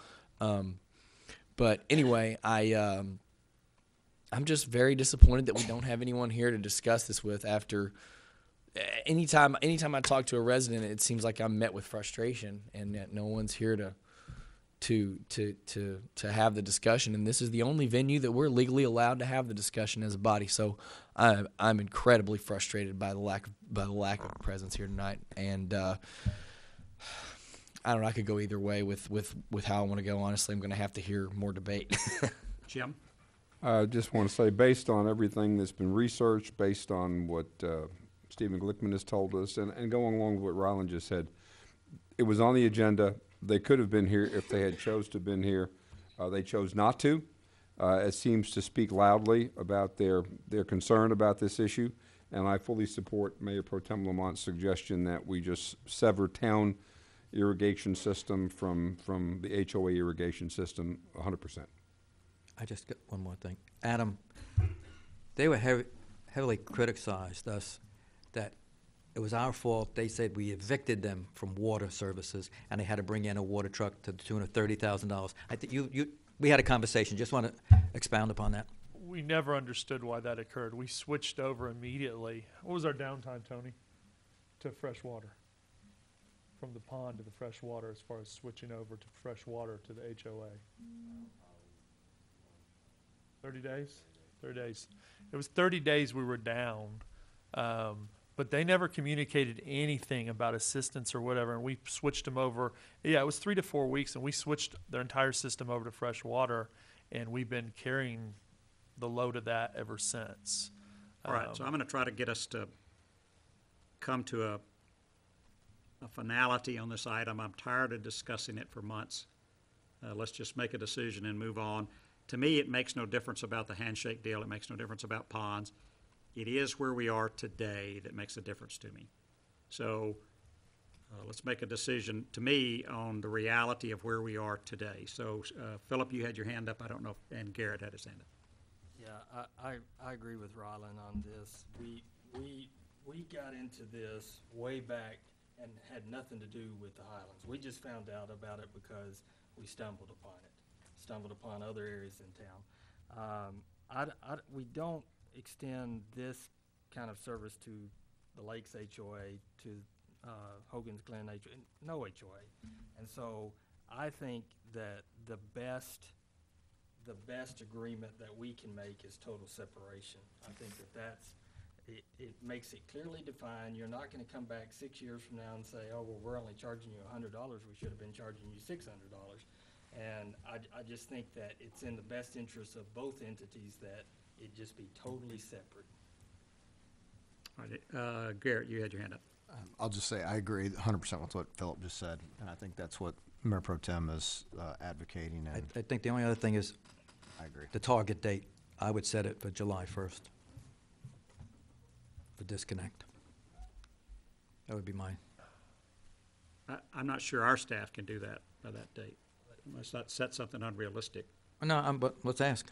Well, Well, the issue, there's two sides to it. We may be able to get to and disconnect. It's how quick can they get their bores in, get the meters from the mud, get all that done. Because if we disconnect and theirs are, I'm just telling you, if we disconnect and theirs aren't, then they don't have water. Well, somewhere I read where it takes them about 30 days to do this whole thing. And they've already got the bids, and they've already approved someone. So they could start tomorrow, Wednesday. Yeah, they Looking haven't at 37 they have not days, whatever. communicated with us concerning any aspect of this, concerning their designs, what their timelines are. We've Well, that's a taxpayer expense. I'm not going to go anymore. We're done. How about end of June? Can we give them Well, I said written July notice? 1st. I said July 1st. Oh, I'm sorry. You just stole Greg's idea. End of July, I'm sorry. I meant end of July. Well, I thought that we had already given notice. Have we not given notice? I thought there were. I don't know if there's anything in writing. I think there's verbal. Right. The handshake. One of the issues with that is that we were dealing with Essex, who had no interest in dealing with us because they were trying to fork over the responsibilities as quickly as possible. So, the current board members who we've met with once, kind of had no idea what had been going on. So that's kind of where we were. Essex was there for about half the time, and then there was a temporary board for a while, and now a permanent board. So we've been dealing with multiple persons on this issue. So, Well, I want to give y'all credit for trying to work through this with no impact to the property owner. That's obviously what Adam was just pointing out, and that's what really 15 months ago what we were trying to do. But it's hard, like Greg just said, about how long can you go. It's been a long time, and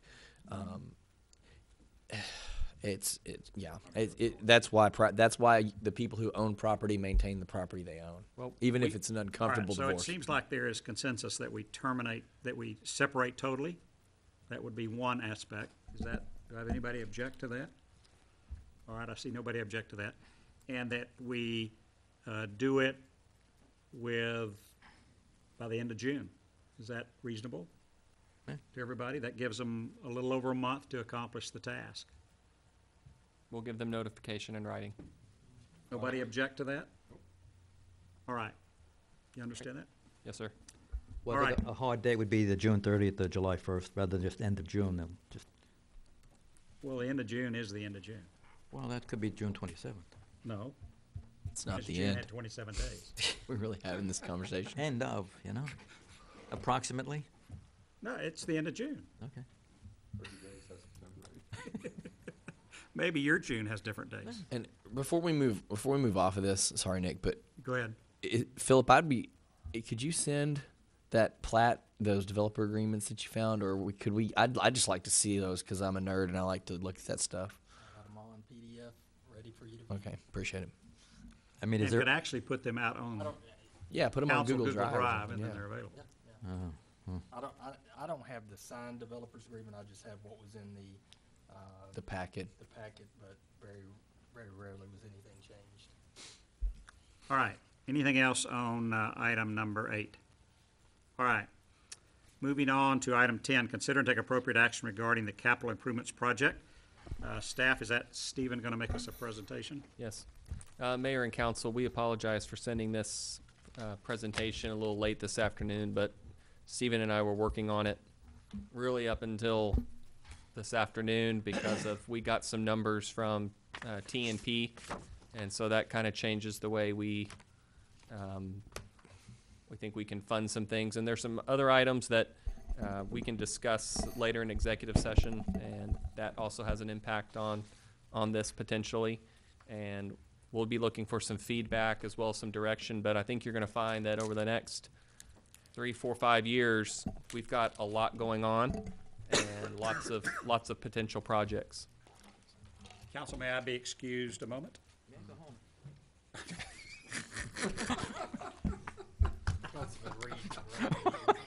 I think you'll need to designate a chair, and I am. would recommend I'm not sure I not had looking an to your objection left. or not. No, sir, you're good. Is there any objection to Mayor Pro Tem Lamont taking over for a few minutes? I have one, but go ahead. Go ahead, Greg. You missed my speech, you have no say. Missed Yeah, his speech, it was excellent. yeah, go home. It was, Great, so this is the second portion of our 2017 budget process. We're going to talk about the capital improvement plan. As Stephen mentioned, we have a lot going on. This will be a much larger capital improvement plan than we've put out in the past couple of years. And part of that has to do with the street study that Pat and Ed did, and then also the overview or the audit of the parks properties that Adam and Tony and I did.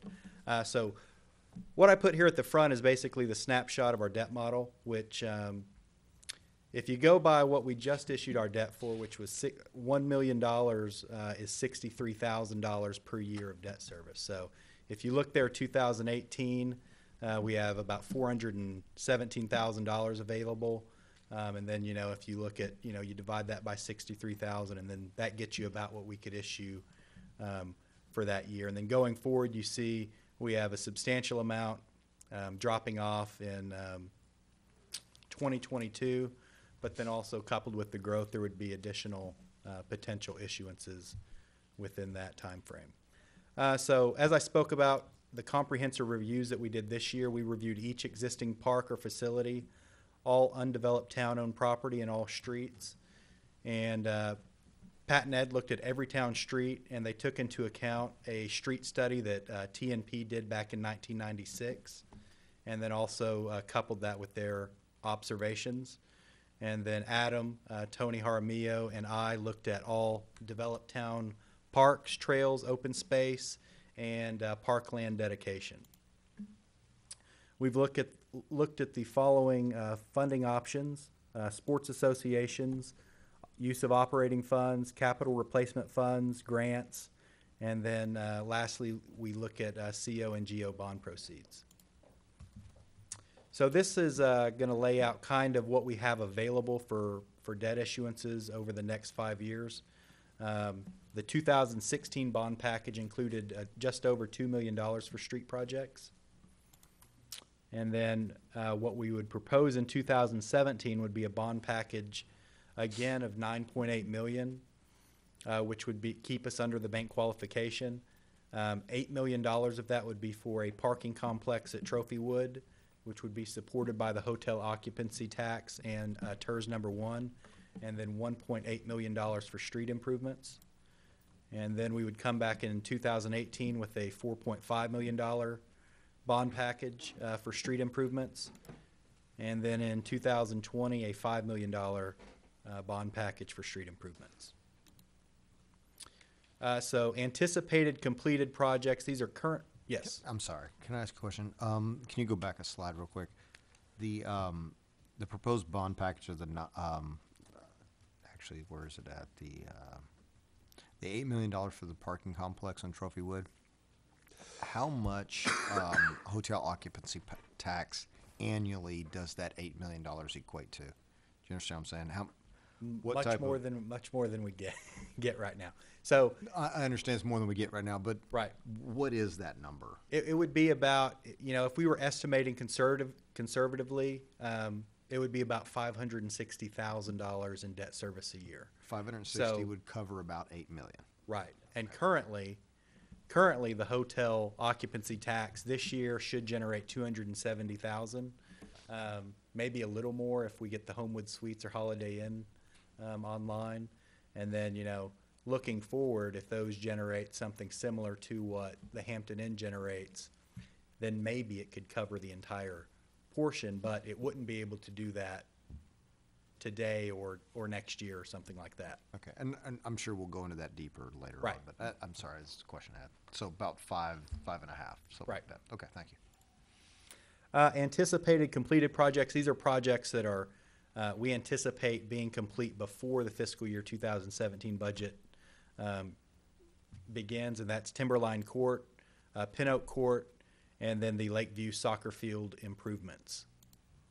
Projects that are in progress, projects that we're beginning now or have begun in this year and would carry over to the 2017 fiscal year. The Town Hall, of course, the Veterans Memorial, wayfinding signage, park signage, entryway monumentation, and public art project, Veterans Memorial parking lot, and then the Harmony Park parking lot. So What's the 125,000 for the Veterans Memorial? we haven't got anything yet from Tignall and Perkins, so that's just an estimate of what, when they, I thought this was a fundraiser. I thought this was a fundraiser. We were doing phase one. Is this phase one? well, we were going to do what the original design was. So I've given the original design to Tignall and Perkins. As of right now, they haven't given me a price or come back with a design based off of that. So that's just It's a my placeholder. guess. We agreed to complete it, remember? Complete what was drawn in the sketch, basically. And then we had a discussion about including 5 obelisks. And we've included, There was I no believe, objection to do that. uh, 6 obelisks as a bid alternate. Correct. That was an alternate to come back to us as an It was an alternate bid. It is But- as an alternate. But I think probably where Greg is kind of confused is that first phase, they had a price for. Tignall and Perkins had a price of like, what, 60,000, I wanna say? I think it was 180,000. The first phase? I don't think it was that. No. Well, it's years old at this point, so. No, it- Oh, the latest proposal? yeah, Oh. But that differs from what we ultimately No. chose to go forward with, because we said to go It forward with what was actually already more- theirs approved. was more aggressive. Yeah, Well- that's what I'm saying. Yeah, so it's. Yeah, certainly if you wanted to, Just a because placeholder. Yeah, they're okay, I understand redesigning that, it, but so. place, Hopefully it comes in lower. yeah, we Right, don't- I mean, if you wanted to go with what that was, then we could, certainly. Here's the Certainly other, do that. You here's the wouldn't have to other redesign aspect it. regarding that is I've had several conversations with Alice Murphy regarding the Trophy Club Women's Club and maybe having the opportunity to press reset and looking at phase one and what are the opportunities there for Women's Club to participate with that, and whether that's maybe looking at the obelisk or something else. That may be something there. I think that they would like to look at our relationship and maybe look at a way to assist if there's a mutual agreement. So we're working on that and trying to schedule something to have a more formal conversation. And that was my intent with the obelisk, is that they made it clear in the meeting we had in December that they wanted to participate in some way, and based on the pricing of the obelisks, what they had in the bank would have paid for those It would be 6 that pretty we close. proposed. Based on the estimates, it would be a pretty close Yeah. match. So we're just talking rough figures and placeholders. That one I don't have a hard price for. We just got hard prices for all of the streets projects today, so that one Didn't I we don't. say that the work we were gonna do on Veterans Memorial was gonna come from hotel occupancy tax, Correct, including the parking lot? correct. Okay. So projects that we would anticipate would begin in 2017. Council asked at a previous meeting, I believe in April, that we move the wrought iron fences at Lakeview and Harmony Park up to a sooner year than we had, so we put that in 2017. Same thing with the shade structures. We put both of those as 2017 projects. Those are shade structures at Independence West and at the splash pad. Independence Park West facility improvements, Indian Creek Drive reconstruction, Meadowbrook to Harmony Park, Phoenix Drive reconstruction, and then the Trophywood Parking Complex, and then Aquatics Facility capital replacement, which would include Part 2 of repainting spray pad features, replacing an ADA chair, replacing pool grates, men's restroom and entrance flooring, and pump room wiring covers. So any questions about 2017 projects? Okay. That's in addition to the ones that we're kicking off right now, too. And then projects that we would anticipate would begin in 2018. Excuse me. The Lakes Trail reconstruction, aquatics facility capital replacement to repaint the spray pad and replace bathroom stalls, trail improvements on the linear trail, Trophy Club Drive reconstruction, the roundabout to Meadow Creek. And this one is the one that Tignall and Perkins brought before you to discuss the bridge, basically. And they gave us they gave us a quote that day for what it would be with the bridge. And what we have and what's at your dais is the paving cost, which would not include the bridge. So as you may remember, one thing that we were looking at is a grant option, which Freeze and Nichols would assist us with, which would basically pay for the construction of that bridge option. However, we would have to pay for the design before we would know if we would qualify or would get that grant. So it's a chance if when we get to that point in 2018, if you want to look at that bridge again, doing that, probably the investment to engineer that project would be the paving cost of this project. But if you got the bridge for the same price as the paving, then that would be a really great deal. So. I have a quick question about, oh, sorry, I didn't realize you had more bullet points. Trail improvements on Linear Trail. That's what we discussed back in January about how at the eastern end of it kind of having a landing and there's a road crossing and just a few little minor. Those are all pretty. And looking, we were gonna. The council talked about widening it. Going from going to an 8-foot trail. I think that was the lakes. That's the Lakes Trail. Yeah. This one is actually near the Shanklin residence. Right. Oh, the trail. I thought you were talking about that one. The trail improvement. Yeah. That I remember. It's a gravel that pit. Weird crossing section out there in just neighborhood making 7. that basically a safer place for people to walk. I got one. On the roundabout, the original construction of the roundabout, it went from Durango to the roundabout to Village Trail. On Trophy Club Drive? Well, that was 2 separate projects. Right. The project, there was the roundabout intersection improvements. Then I get that. And then there was the reconstruction of the lanes from Durango south to the roundabout. That was the southbound lanes. We did not go past that to Marshall Creek at all, right? No, we didn't. And when we did the roundabout, we knew at that time that the pavement from the roundabout to Meadow Creek was in really bad shape and that we were going to have to do it. And one of the reasons why I asked Tignall, I wanted to know what the paving cost was. And it's about $700,000-ish. So I wanted the council to know, what decision are you really making? The pavement has to get done. Mm-hmm. So what is the cost of the span? That's the decision that really needs to be made, whether it's a bridge or whether it's box culverts or what design, because that's going to phase it. You really ought to just say $700,000 is to fix the pavement piece.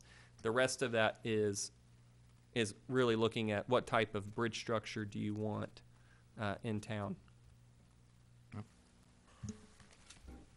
And then we also have Meadowbrook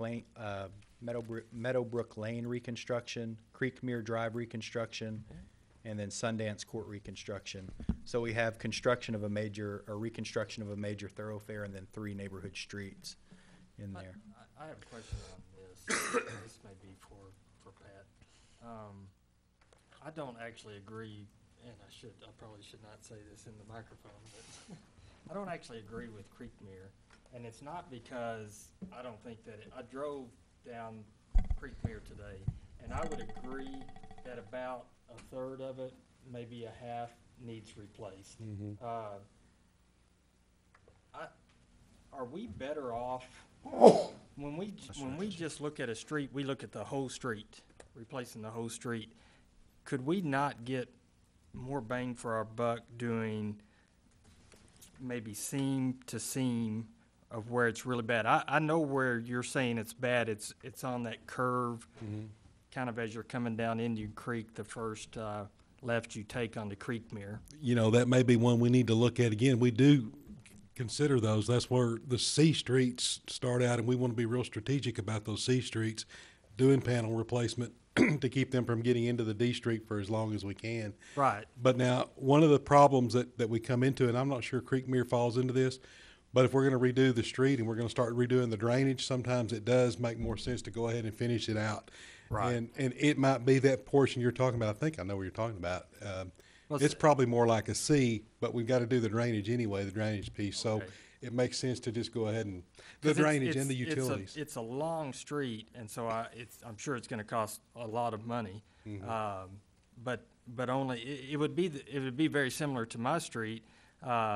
There's parts of it that are horrible. I know you want us to do yours. No, but in front of my house and down in my Your streets is a real good example of strategic. In fact, it's coming up for more panel replacement. I mean, it's right on those two streets really are kind of similar. It's got some strategic places we can put the panels, replace the panels and keep it out of the D for a little bit longer. But then, those two are, they're in That's that what I'm saying, area. I wouldn't agree to replace my entire street, because on my end, There's some good. actually, on my end of the street, I think that they did a seam to seam and put drainage in down on my end. Yeah. Because it's brand new concrete. But I would say up at the far end, which is similar just across Indian Creek to Creekmere, where I would say those two C sections right there could be replaced. But it just seems like, to me, it seems like a waste of money to do the entire street when just that section needs A lot it. of things go into it. Yours it's valid. We might even decide to do it that way. But when we look at some of the older study that we had and look at some of the borings and everything, that was another thing that went into it. They did borings on those. We didn't do borings on ours. The thing is, even though it's a 20-year-old study, the streets haven't got any better, and the borings are the same. So there may be some real thin borings that we come across there. So you just go ahead; it kind of pushes it over. I'm not exactly sure what pushed that one over, but it could have been some of those kind of things. And I just don't want us to say, okay, Creekmere Drive, all right, let's do the whole street, just because it's Creekmere Drive. Sure. You know what I'm sure. saying? I'd rather, if we can be strategic and replace sections, and that gives us 15 more years or Then 20 we'd more work on years. another one, yeah. I'd much rather do that, because we could do 3 streets like that to that one whole street. Yeah, yeah. So, One of the Go on things with your I was presentation. going to say, one of the things just to that is when you start replacing panels, when you have bad panels that abut it, you start chasing them, and after a while, you end up you've poured all new. When in reality, when you have to put in, if you need an upside storm drainage, for example, and I don't know yours specifically, you would have been better off, because you're throwing good money after bad. It would have been better to put the storm drain in and then repave it. and when I don't say panels, I say seam to seam, because I think that you do the whole street, not just put in one section where a pothole is, which I know is a patch type job, but go all the way across and do, which I guess you would call full panels maybe, but do it like that. That's what I'm saying. While we're on this jogs a question, because I was looking through y'all's streets deal that y'all sent, which I really enjoyed looking at. But It was good, very good. what triggers us looking at a drainage plan or a drainage system to the degree where not only upsizing, like Steven said, but where we might actually add a storm drain? Because I noticed a couple of the problem streets over by me, I looked more closely. They were ones I knew immediately. The half of the street that's upstream is perfect. The half of the stream that's lower grade is the one that's messed up, and there's no storm drains along it. That's and a so you're big pooling issue. water. But you know what that is? That's developers developing in Cheaping out. separate sections. Yeah. And there's nobody there holding them accountable to put in the right thing. And so this 3 or 4 streets was done by a developer, and they put in what they needed. And then later on, another section was developed. Compounding issue. And so we've had to repair. Timber Ridge was an example of that, and Overhill was Where an y'all example added, of that. That's a good point. Was you had systems that were put in at different eras, and we have that over here off Sundance and some of the Creek Courts area over here. Yeah, all over town. So do y'all look at that literally every time we look at one, basically? Yes. Okay, that was my question. Well, and when the street starts moving around, that's when it really glares. When it was brand new, it probably worked fine, but now you get a hump or two in it, and you've got the inlet 5 houses down instead of over here where it should have been. It points that up. And I will agree, Meadowbrook really needs it. That is a bad street. It's gotten worse. I can imagine. Okay, 2019. Independence Park West scoreboards, tennis court resurfacing, Freedom Park automatic gate system, Skyline Drive reconstruction, resurfacing the large pool at the aquatics facility, Round Rock Court reconstruction, and then Trophy Club Drive reconstruction to Carnoustie Drive. Any questions about Go back. 19? Okay.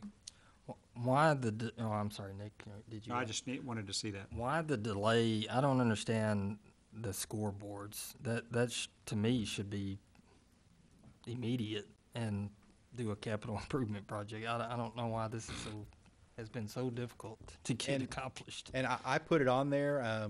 Speaking with Adam, he has corresponded with the association. I think they are interested. I think we could put this on as this year after talking to him, and then if at least we could put it on there for 17. And if they don't come through with an agreement, then it just goes on. So that's something that we can Why certainly Freedom do. Park gate system so late? It was really just where we had the money. I didn't want to put too much in one year. We could we certainly have fund balance available. So if we can move, none of these are very high dollar items. Right. So we could certainly move it up. Is the resurface? Don't we? That's where we're actually putting funds back each year. Is that part of that? Correct. Okay. Yes.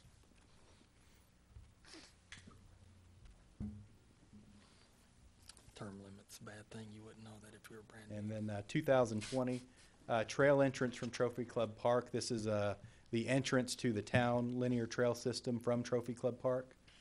Just making that a little bit nicer. It's there's a lot of brush around. Not really, nothing that really tells you that you're coming into the town's trail system or anything like that. Adding some amenities at that entrance. Harmony Park playground replacement. This would be the big playground at Harmony Park, which I believe would be 25 years old in 2020. Yep. And then Inverness Drive and Trophy Club Drive reconstruction, Durango Drive to Bobcat Boulevard. I have a quick note about that Durango to Bobcat because we've talked about it for a long time. It's the lane that served as both sides of the road up until correct whenever that was, years. 2009 or so, 8 maybe. 2008. There is a portion of that road because remember, Bobcat didn't exist. There's a portion of that road from about somewhere north of Galloway up to Bobcat that was poured had to be brand new when I moved here. It had to be like 2002, 3, 4.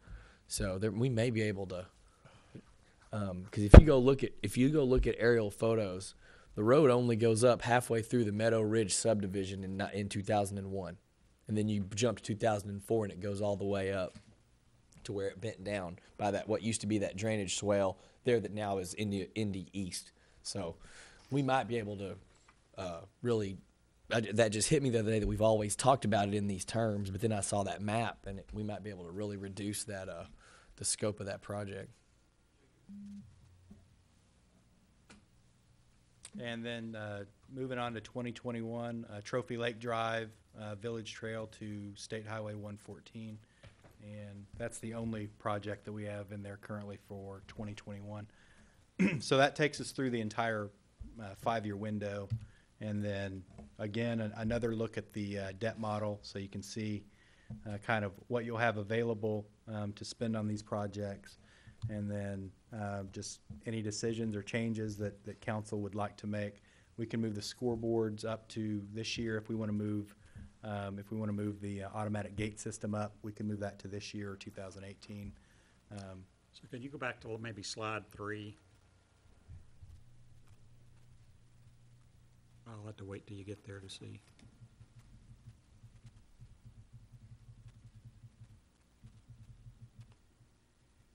Nope, okay. Forward. Keep going. Keep going. First one with money, I think. What about This there? one? That's it. Okay. So,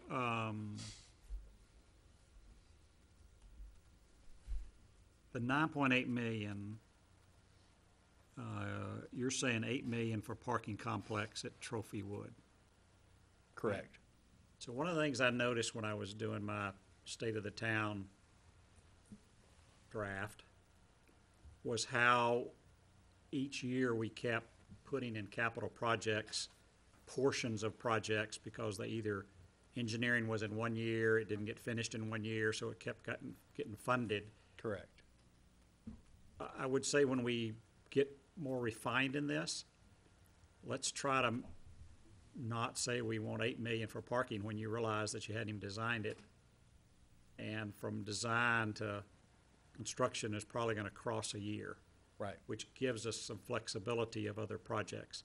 And then the other comment I would make about that is, I know we've had some talk about the potential problem with parking at Trophy Wood Drive. Two things, I guess I really would like to see, I'm gonna use the word master plan, even though it maybe isn't a master plan at this point, but a plan before I would be considering how much for parking and how much parking and where. So for you to say, I'm gonna put in the 2017 bond package, 9.8 million, I can pick out a number of other things that I might think are more important or faster to do, given the fact that I hadn't even seen those studies yet. Right. Not that I don't doubt we need it. It's just, things don't happen as fast as we think they're gonna happen. I can't imagine that a second restaurant who still hasn't signed is going to be built in 2017. I've got some of those, for executive session, we're scheduled for some economic development aspects, and I can answer many of those questions you just raised. All right, so that was my comment, and I do think the gating system for Freedom Park is important. I don't remember how much it was, but it didn't seem around like it was a huge 30,000. amount. 30 or 40,000. Yeah, to me, I think the issues they've had there, that it's surely worth trying to solve that problem, is my impression. Thought we were looking at 15 to 18,000 on that. How'd it get up to? Well, we're Well, okay. by putting it out in the year, I add an inflationary aspect. That's a big inflation number. Well, I believe it was 25,000, and I believe what I have it in there is 30,000. We have two companies right now working on that, and it may be in the low 20s to mid 20s when it's all said and done. We're having trouble with communications. The cellular, that's the big trick. And so I have two different companies trying to work that out. Just let's make sure this is cost effective. I mean, Yeah, my importance, it would change based on the dollar figure, it would. Right, moving it down in years would lessen the price slightly. All right, anybody else questions about this? Are you looking for any other kind of comments to help you refine this, is that right? Yeah, any comments that you have, like, moving any of the items to different years, or, any additional items that maybe we missed that anybody would like to see in here would be welcome. I think from my standpoint, some of those projects that are more critical, it would be nice to have money in a more current budget cycle to get engineering done. Because if engineering is ready, I realize the cost to do it might change. But if the engineering's ready, we have a better idea of how to move it forward, just my opinion, but. Yeah. Particularly on the ones that impact major thoroughfares, whether you're talking about the Trophy Club Drive one or whatever other ones that are similar to that. That are going to be Trophy Lake Drive. bigger ticket. Oh yeah, y'all won't be seeing me at Tom Thumb when that thing starts. God, the whole town's going to shut down. Moving out of town, right? Yeah. Nick wants to push that one till after he turns out. Yeah. And that's why, that's why I would like to look at some of those side streets that don't get as much traffic. Maybe we can put more money into these high traffic areas and just make these lower impact traffic areas, try to extend the life as long as we can, squeeze the life. I know we've already squeezed a lot of life out of it, but maybe we can squeeze a little bit more so that we can get these bigger ticket things done. Is there a section, the section of Trophy Club Drive headed from Municipal Drive out to 114, at least parts of it before you get to the Indian Creek intersection, it's failing fast. And then coming back the other way from 114 to Indian Creek, that last, 200 yards is failing fast too. But you'll notice right out in front of the fire station where they did a complete panel, and it's nice, where. We're spending a lot of maintenance on that stretch right there, it is. But that's one of those areas that we can do. We got the big capital projects, we do want to be real, Right. get that money in there, but then we've got this other pronged approach where in-house or contracting in-house, Right. we do these other projects, and so, that certainly candidate There are a for couple that. places there that Yeah. are just, It's rough, and we're spending a ton any of year time I'm over there. expecting for all of a sudden to have a big hole. The ones along Trophy Club Drive, south of Indian Creek, along PD 30, some of that is going to change with the construction of that. construction, So, You'd hate to do anything now. I hate to do anything. I mean, one of the reasons why we just refaced the sign rather than construct a new sign with the backlit letters was because we didn't know at that point where if they needed to make a crossing, because the distance between 114 and Indian Creek really isn't that far for the number of how you can safely cross those northbound lanes if you want to go south. So we've been kind of waiting to watch to see what happens there, and that kind of changes the way we approach some of the things along that road.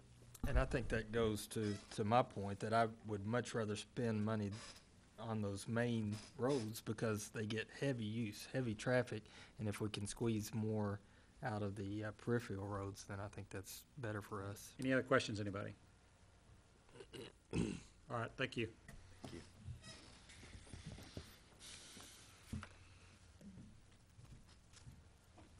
All right, item number 11, items for future agendas to include discussion of agenda items for consideration on the upcoming regular session council agenda for June 14, 2016 meeting, and discussion of town council future agenda items list to include discussions of the below item from the future agenda list. Item number 9, discussion of Trophy Club Park concept plan. So calling your attention to page 67 and 68 of the packet. I just want to call your attention to item 9, consider and take appropriate action regarding the agreement between the town and Highlands HOA for irrigation maintenance on medians. Done. It goes away at this point, right? Okay. Item 11, provide direction to staff regarding town council future agenda item number 4, discussion and action related to the town garage sale. It's not a high-pressure issue. I don't know that it's difficult if we had something that at least we found what was direction of council. It might be nice to know how you're going to solve it, because to me, that was estate sales, moving sales, some things that do we want to allow or not. I'm not necessarily interested in doing away with the twice annual garage sale, but I do want to allow some special things to happen if possible for people. So is that a way that we can at least see what consensus council wants? That's what we need. That's really, it's And an provide opportunity for the direction. council to have a discussion and give staff direction so that we know, do we leave it as status quo? Do you want us to change it? If so, what's your direction? All right, 12, receive an update from staff regarding future agenda item number 10, explore regulations and guidelines to allow golf cart use and parking in town parks. So again, I think I said something last time about we're approaching the summer months. The use of that is going to be happening more. What do you need there to deal with?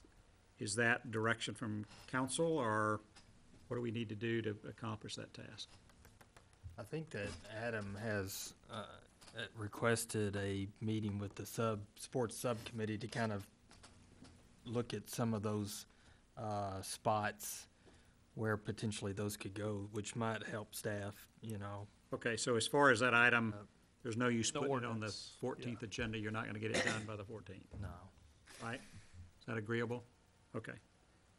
So that can just go back. And then under 13A, consider and take appropriate action regarding signage on medians, Trophy Club. That's part of capital project, isn't it? So as far as I'm concerned, what I think I've been looking for there is there some direction that you need? In other words, what are your ideas? And I think your ideas will affect cost.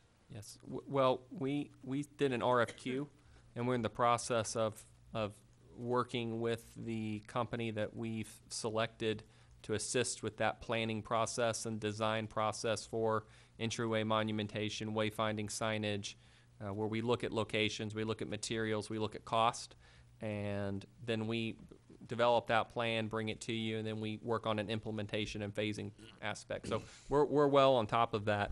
It's just So would it be appropriate to have a report on it on the 14th, or? Yeah. We may have them actually, depending on how fast we can get the scope agreed and finalized with the proposed cost to do it.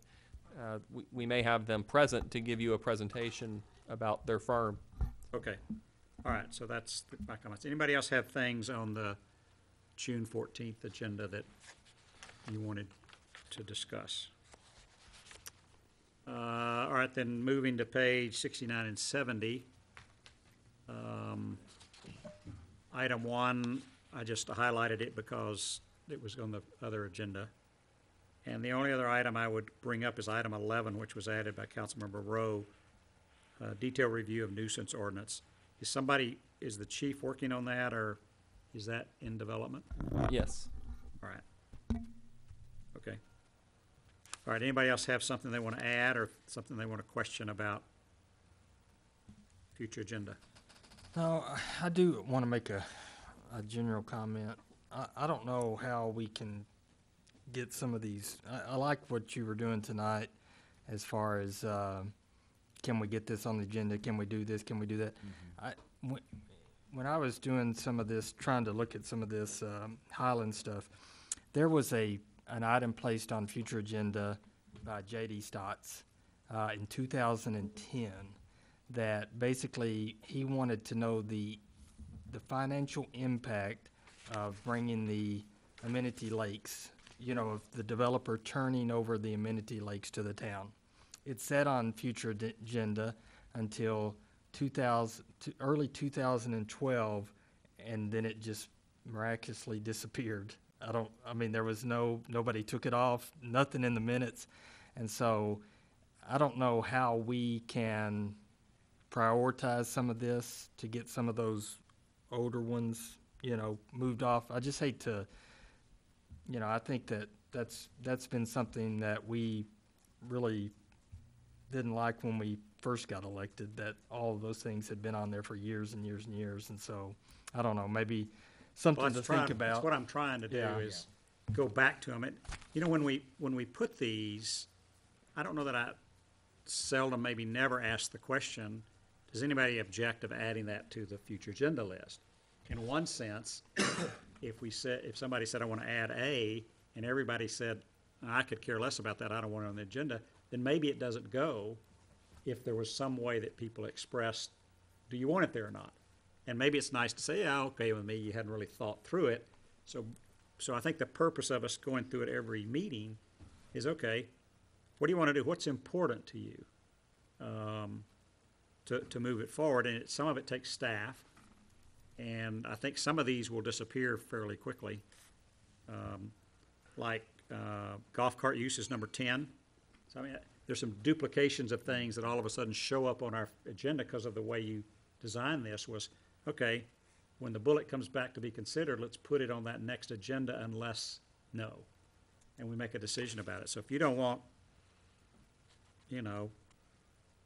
future agenda item 10, guidelines about golf carts, then object to it.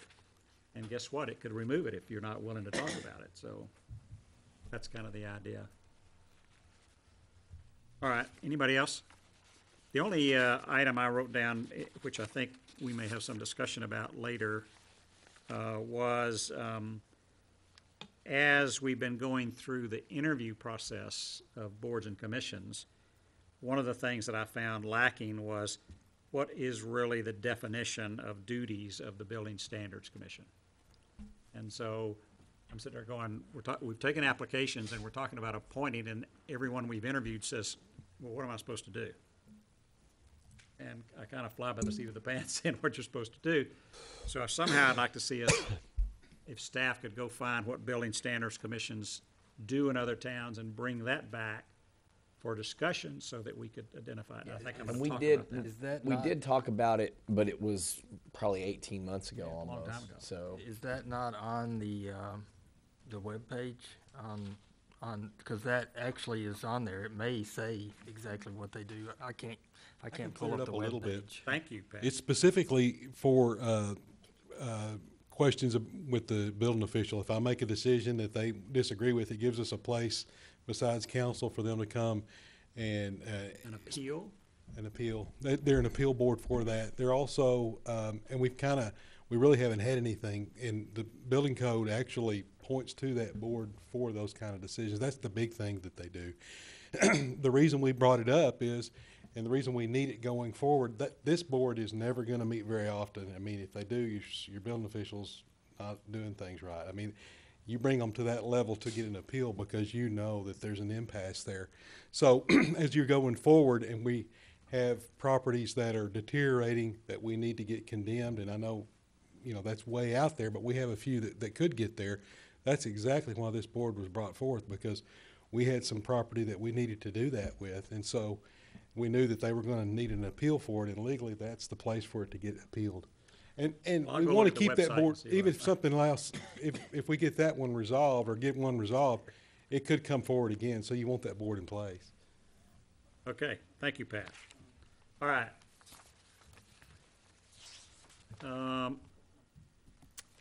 All right, hearing nothing else, we have a series of items for executive session. And so after I read all of this, we'll go into executive session, but take a short recess before. Item 12, pursuant to the following designated sections of the Texas Government Code, annotated Chapter 551, Texas Open Meetings Act, the council will convene into executive session to discuss the following. A, Section 551.071, consultation with attorney under subsection 1, when the governmental body seeks the advice of the attorney about pending or contemplated litigation, and subsection 2, for consultation with its attorney on a matter in which the duty of the attorney to the governmental body under the disciplinary rules of professional conduct of the State Bar of Texas clearly conflict with the Open Meetings Act 551.071, 1 and 2. Legal advice regarding fire and emergency medical services, interlocal agreements with the Trophy Club Municipal Utility District Number 1, and fire department services, personnel services, and related matters. B, Section 551.072, deliberations regarding real property, to deliberate the purchase, exchange, lease, or value of real property if deliberation in an open meetings would have a detrimental effect on the position of the governmental body in negotiations with a third person, potential purchase of property. Section 551.087, deliberations regarding economic development negotiations, to discuss or deliberate the offer of financial or other incentives to a business prospect that the town seeks to have locate within the territory of the town, potential projects and incentives. D, Section 551.074, personnel matters, to discuss or deliberate the appointment, employment, evaluation, reassignment, duties, discipline, or dismissal of a public officer or employee, Animal Shelter Board, Building Standards Commission, Crime Control and Prevention District Board, and Economic Development Corporation, 4B. It is 9:20, and we are in executive session. 11:07, and we will reconvene into regular session. Item 13, consider and take appropriate action regarding the executive session. Anyone wishing to make a motion? Yes, I would like to make a motion. And this would be 13, A, 12A?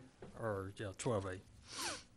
I make a motion to direct the town manager to explore the financial impact of the town absorbing the fire department, including the fire station and all assets, and set a special meeting within the next 2 weeks to discuss and provide direction. I'll second. So would you read that one more time, just so we all have it? I make a motion to direct the town manager to explore the financial impact of the town absorbing the fire department, including the fire station and all assets, and set a special meeting within the next 2 weeks to discuss and provide direction.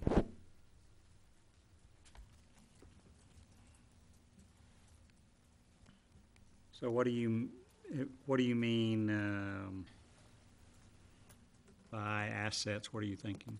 So anything that is fire related, which would be fire truck, fire pumper, fire jackets, fire equipment, anything that is used in the fire department that we would absorb. If there's debt on that, we need to explore taking over that debt, just any asset that's fire related. So where the new fire truck is leased? Right, I would like for him to explore that, taking that lease. I think that we're at a point where it's obviously been a distraction within the town, where the MUD canceled the fire personnel side of things, which then we countered with a new ILA. The MUD then rejected that ILA. At the next meeting, one of the directors wanted to, or directed their general manager to write a new ILA to put them in charge. And so it's been a constant, not battle, maybe you could call it a battle, but a constant tug of war between with the fire department, the fire personnel, the fire assets, everything in the middle with this tug of war of control. And I think that we should explore, in my opinion, a once and for all, not takeover, that's not the word, but a once and for all, here, let's look at the financial impact of the town taking over that responsibility, and then approach the MUD board if we give direction in the next 2 weeks. Approach the MUD board and say, here's what we're willing to do, and here's the financial impact, and we're willing to take on that responsibility to further our town and give clarity to our employees and give clarity to our citizens that once and for all, one entity controls the fire department. And so that's kind of the direction I want, is give us the financial impact, and then let's make a decision, and then we can approach the MUD board with that decision. Yeah, I would Rylan? just say that at the end of the day, I want to see a direct reporting structure. I think in terms of public safety, chain of command is very important. And in terms of being able to be open and transparent in things that are publicly funded, knowing who answers to whom is important. And we need to have a reporting structure where our fire chief knows that he or she, whoever it ends up being, is responsible for doing X, Y, and Z under their job for his boss, and that boss has the board that supplies the financing and deals with the budget. And for me, I've seen things that tell me that operationally it would be better served under the town, but I want one reporting structure, and I don't really if it ends up not being the town, so be it, but I'm not going to support personally an arrangement in the future that enables an ILA where assets are on one side and personnel on the other, because that creates an atmosphere where one party can sever the agreement without really explaining why, and create a situation where we don't have an answer for how we're going to deal with fire and EMS coverage in the town on a long-term basis. And to me, that's an unacceptable situation to put our residents in, It's not a smart way to do business and try and live under that type of a contract.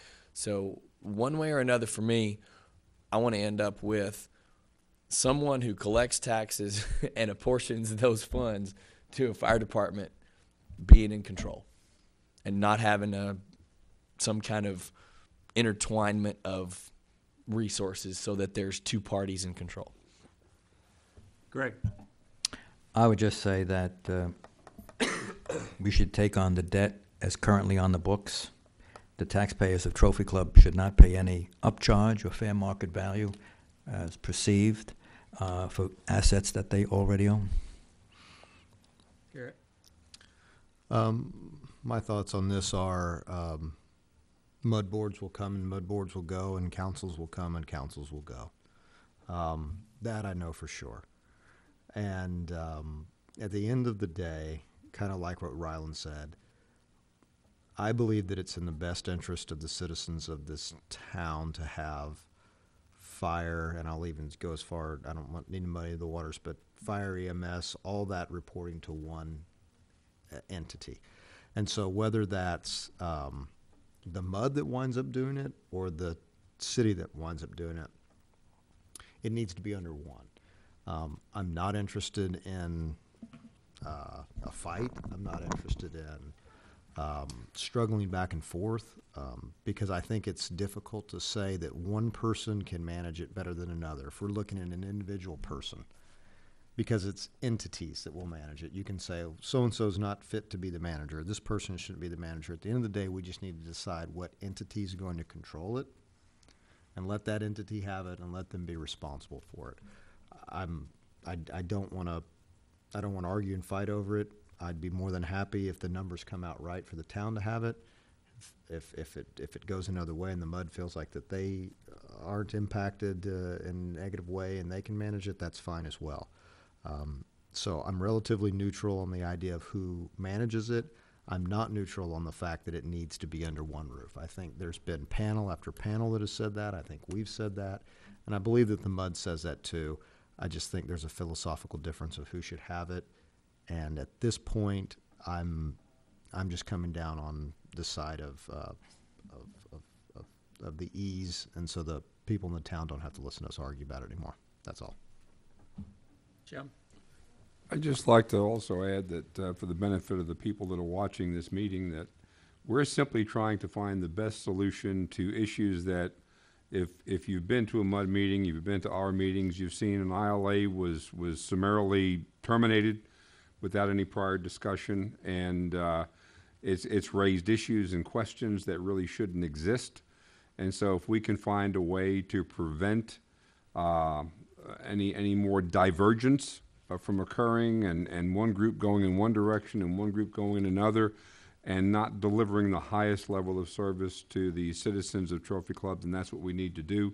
And the motion that's been raised, I think, will accomplish that. And so all we want to do is make sure that the people of this town receive as good as or better than service going forward into the future. Thank you, Jim. I agree with, I think, everything that's been said. Garrett, I really appreciate your stating clearly that it needs to be under one roof.